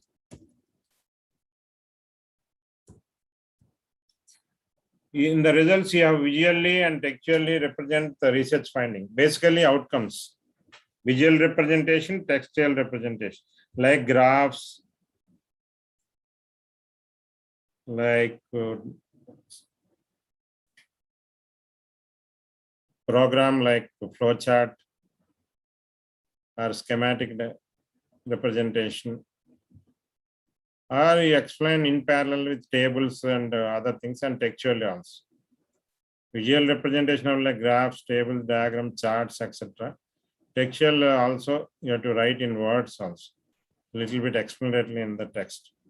Text point out most significant portions of research findings related, indicate key trends and relations, how these are affecting, what are the parameters are playing role, highlight. If any expected or unexpected findings, you initially you planned, these are the objectives, but some unexpected results are coming. Both you have to highlight. Expected, maybe good or maybe bad. You try to present those things. Then discussion. There is the next part, how these are assess and comments on your research results, include explanation of results, comments on unexpected results, offering hypothesis for that unexpected results, and compare, if possible, compare with the literature. Does your research confirm the previous studies, or any deviations, or it is improved than the existing?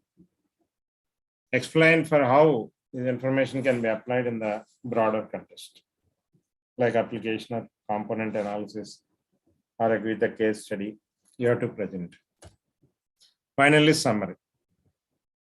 It discusses what was learned through research, either a project or a PhD or from anywhere, or from a UG project, student PG project.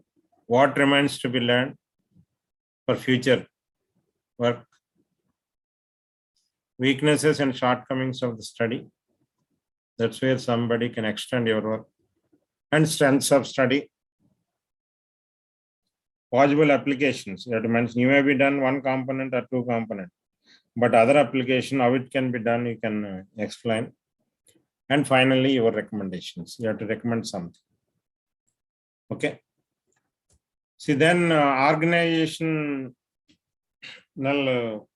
consideration, your audience, the purpose of writing, content should be influence your report organization and format.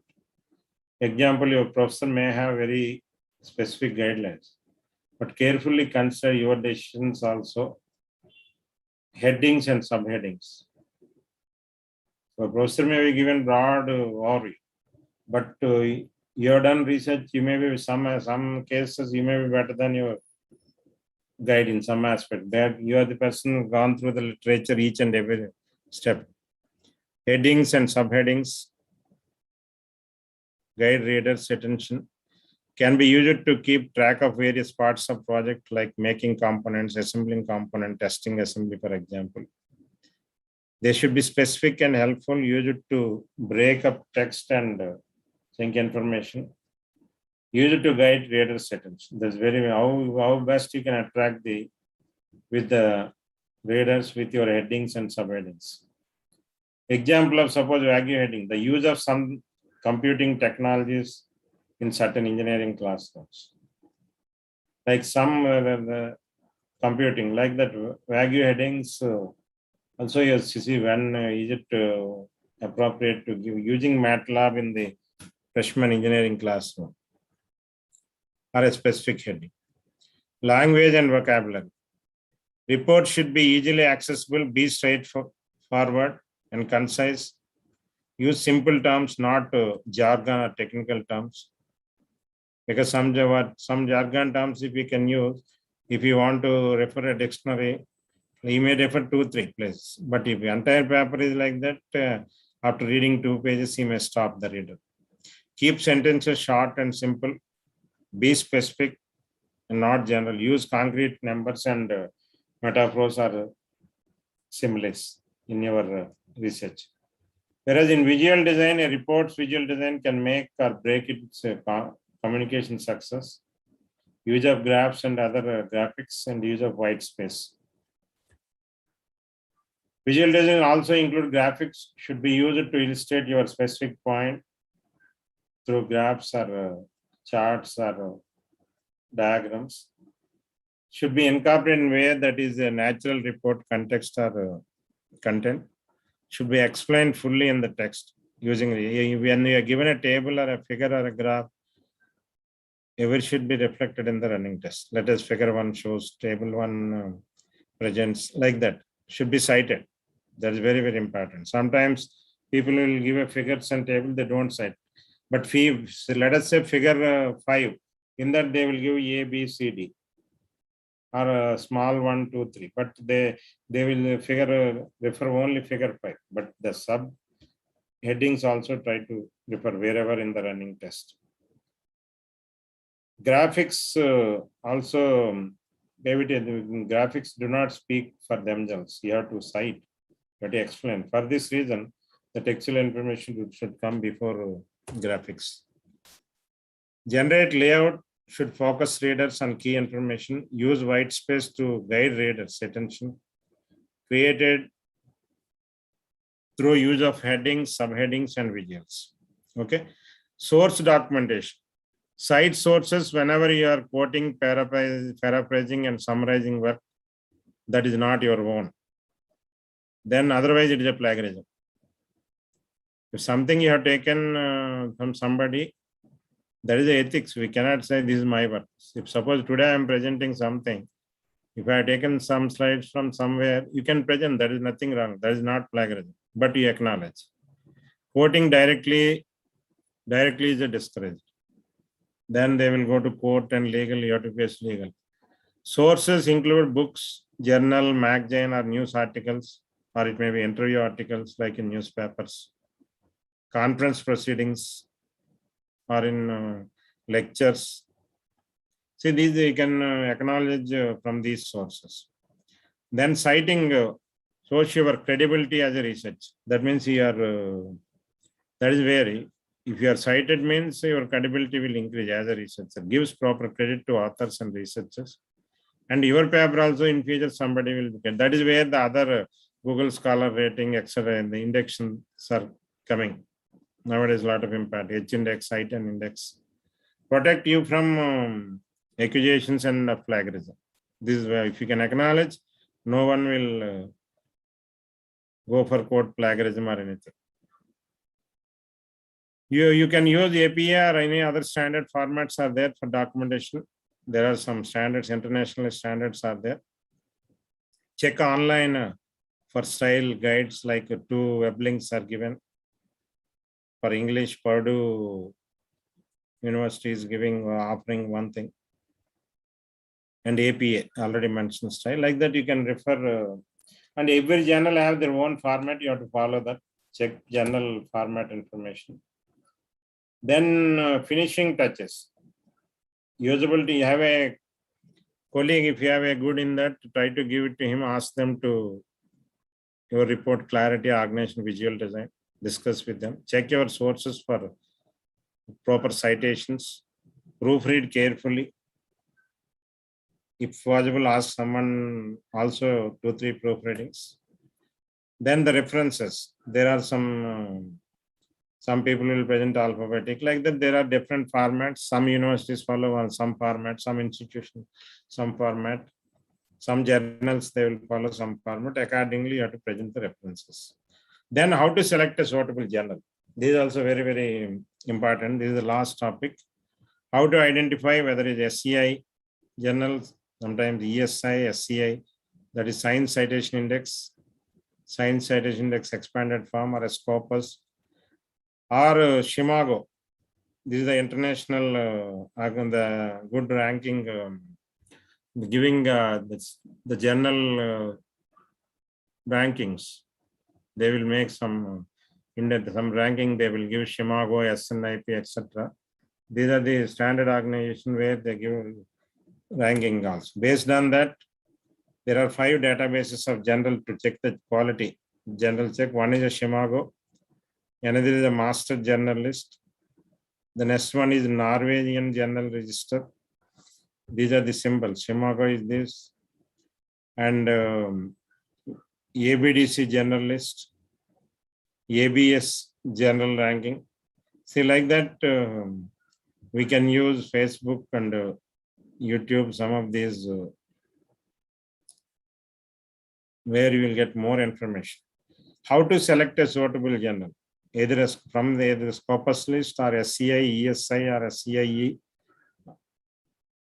Web of Sciences, Shimago. Now in Indian terms, UGC CARE journal list is there. See, these are the, if you publish any other journals other than this, there is no value addition for that. Please try to. You may have 100 publications, but how many are Scopus, how many are cited journals from Web of Sciences or Science Citation Index or Science Citation Index expanded form, or see, like these are the ways where we can use. This is a website for Shimago. If anybody interested, how to do this, I will explain. Because whether it's a NAC, NRFL, these are the people, NBA, these people will look into the approach. These are the organizations. Okay, in India, InflibNet is there. That is the source. They will take some of the data. Here, once you open Shimago General Ranking, all subject areas or all subject categories, all regions and all countries, all types, year, etc. Like this, it is there. You can select one by one. Then in the here, all subject areas, you can, these are the subjects like economics, environmental, finance, energy, engineering. Now you select engineering. See, then next is all subject categories. See, in this, suppose IEEE. Then you have to open and what is the, once you select engineering, it will ask what journal you want. Then all subject areas, first is over now. All subject areas, subject categories. Now in this, subject categories are like aerospace, art, engineering only. We have selected already engineering. In that, all subject categories means entire list will it to display. But if you want to narrow down, related to aerospace or architecture or automotive or biomedical or building, civil, computational mechanics. Sorry. Like that, if you can select, there is a vast list is there, and it will give the display like this. What is the total references, total citations? There is a standard format, it accordingly it will display. Afterwards, all regions and countries. Then it will, you can select region wise. Again, all types. Let us say journals or books or conference proceedings. Some conference proceedings also Scopus citations are there. So that is where we have to select. Now only open access journals or only science expanded journals or only Web of Science journals. That also you can make filter. See, then see the Chicago general ranking, H-index, total document in 20, total documents in 3 years. Like that, the data will display for about each journal. Based on that, you have to come to the conclusion which journal you are going to. In that, they will give you, it will give the list. From that list only, you have to select. Here where the download data, anything, if you want to download that information, here it is there. Number of pages and what is the data to be downloaded. That's what you have to check the, I have taken Web of Science, let us say Web of Sciences, only Web of Science. Then download, or it can be only open access journals.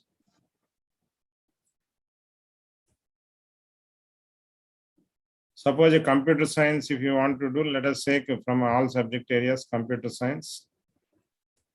Then in the subject, you can make artificial intelligence. You select artificial intelligence. Then go to how many are there in pages. Then you can download the data. This is how the list is will display. From this, you can general list will display. From that, you have to select. So these are some of the general you have to matrices are there. Their scores, number of titles they have produced. This is what another thing I mentioned. SNIP. This is also one of the good international organization to rate the institution as well as journals. These journal matrices also, what journal is, what is their score, their highest site score, citation documents, they will give a lot of information. See, analyze these results, the SJR can found here. You can also click the comparison. It will give the graphs also, like and based on the what you have find earlier sources, it will give some graphical representation. Okay, what is the data in related to your topic? So this is what the website Chicago General Ranking of weighted citations published over 3 years. This is what in the website you can refer.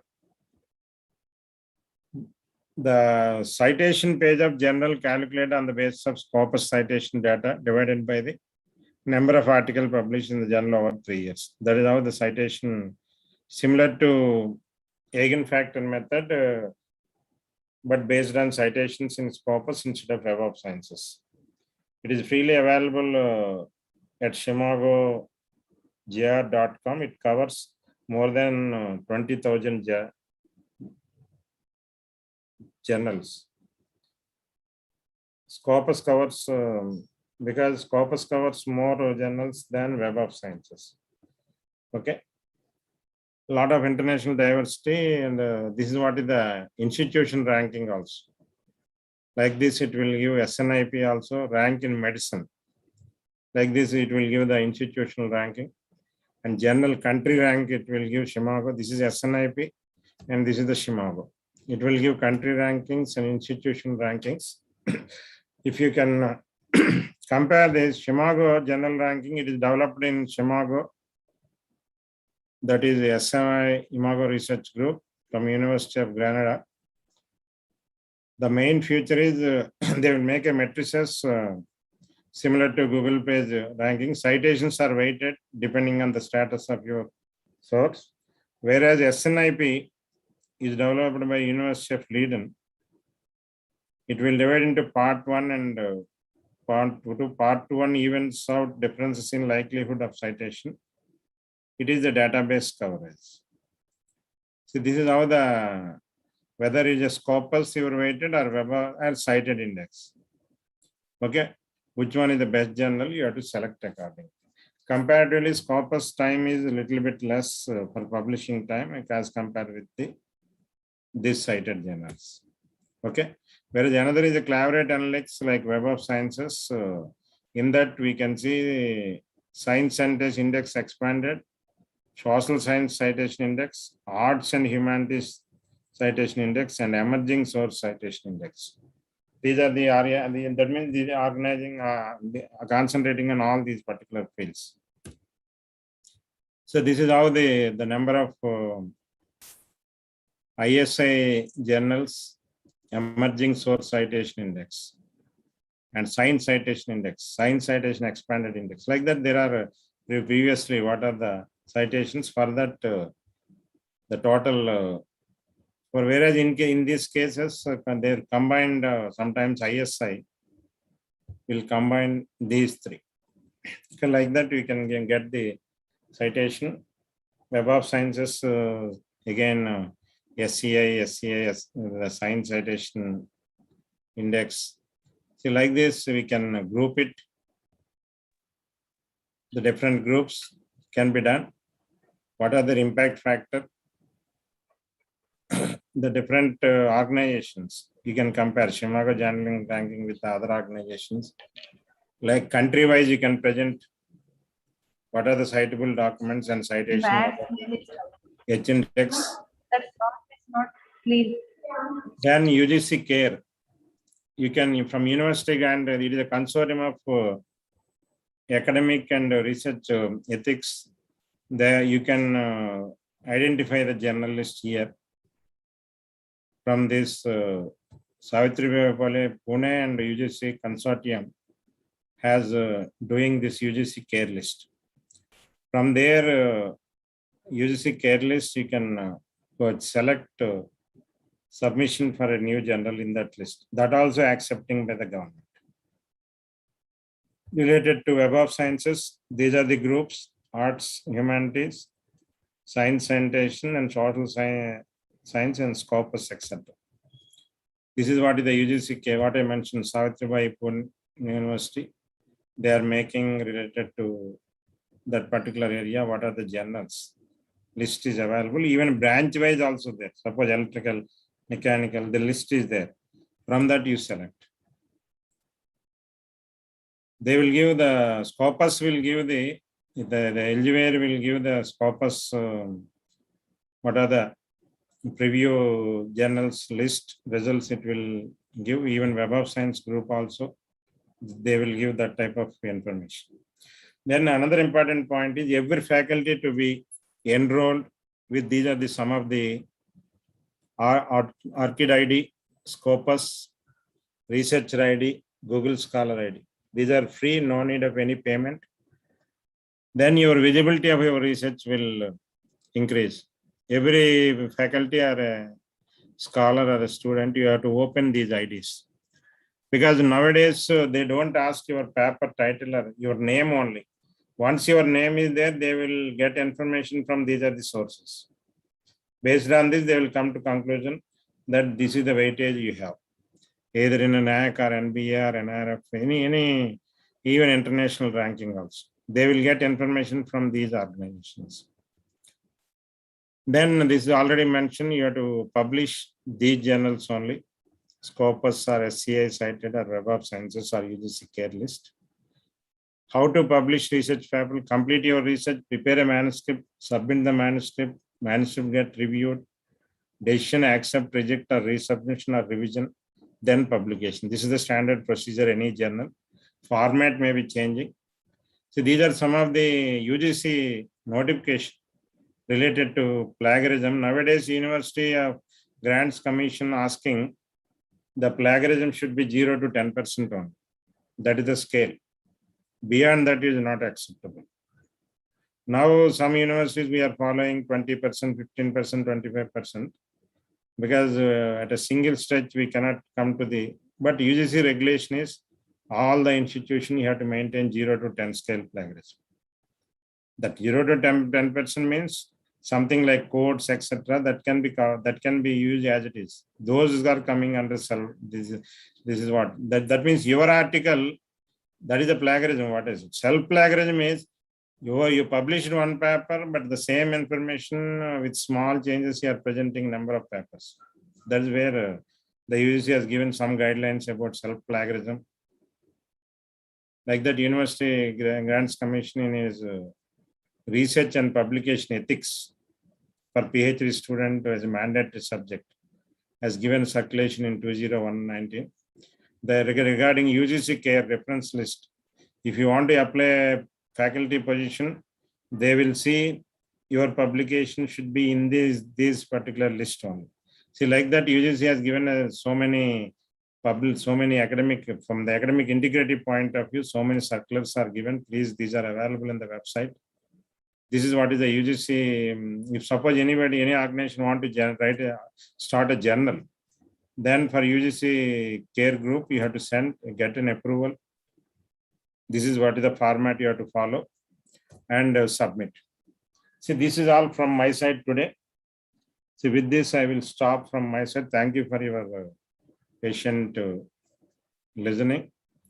Research and writing article will continue with emotional, innovative, and creative thinking. By using these concepts, we can do innovation, and invent new things, and then incubate, commercialize, and start up the projects. That's all from my side today. Thanks for your patient hearing. Now, if any questions are there, we will spend some time. Participants, you can have any questions. Session for opening question. So anybody have questions, you can ask questions.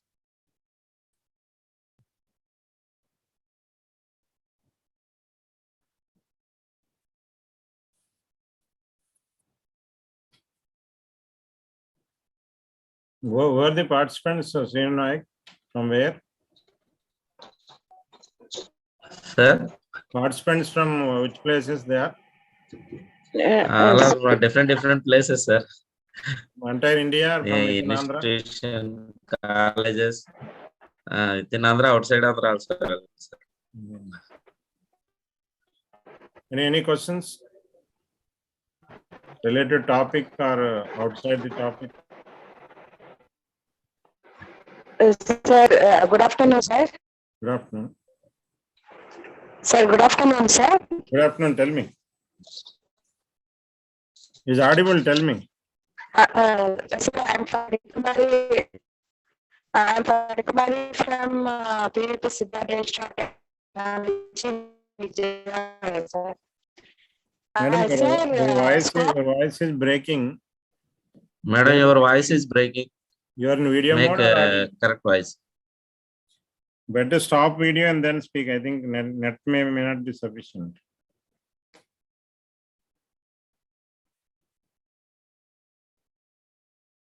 What she is asking, Naik, have you understand? She is introducing, sir. Question not started. Voice break started. Otherwise, you can ask them to share in the chat box. Okay, sir. I will. Participants, you can share the question in the chat box also.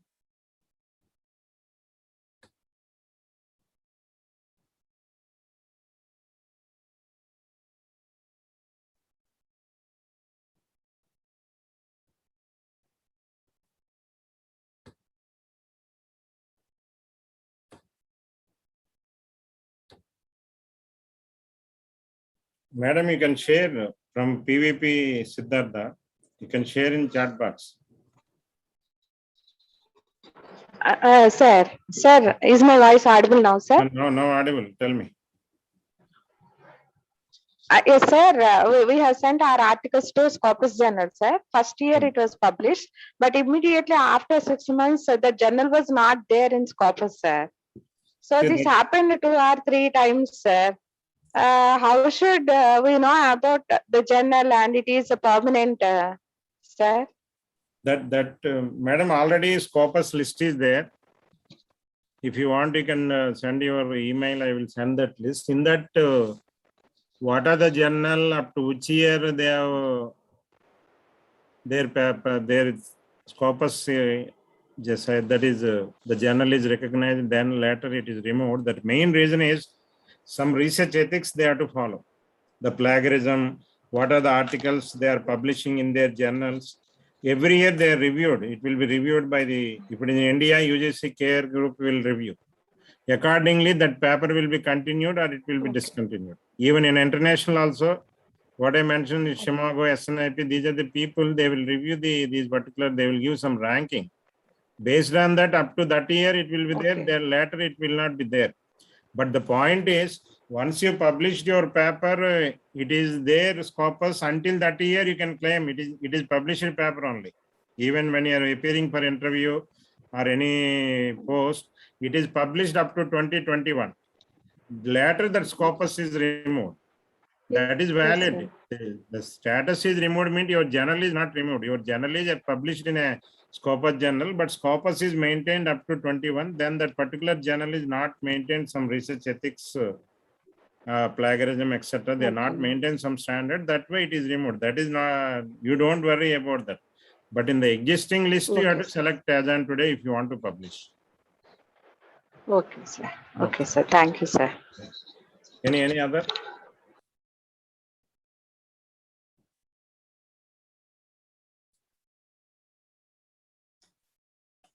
Any other questions?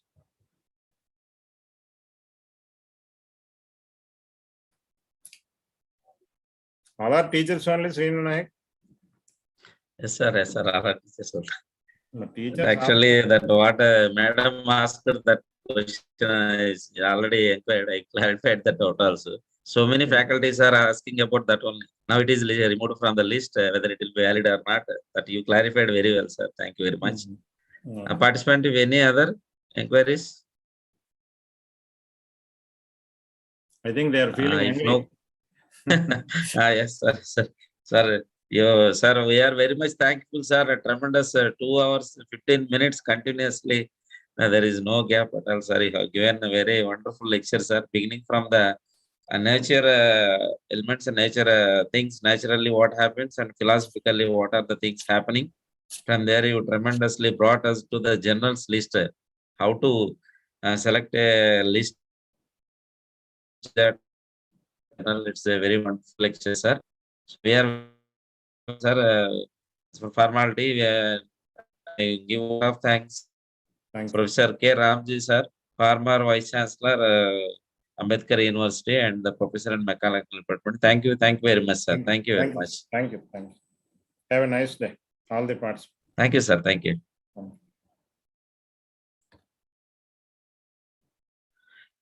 Participant, next session I will have 3 p.m. sharp with our Dr. Padma Madam, Creative Living Beyond the topic. Exactly, we'll start at 3 p.m. today. So now you can have break time. And 15 minutes before, please make come all of you online participants.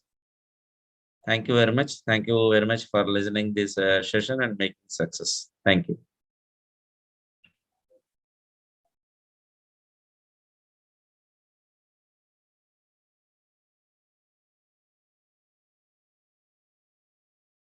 Recording stopped.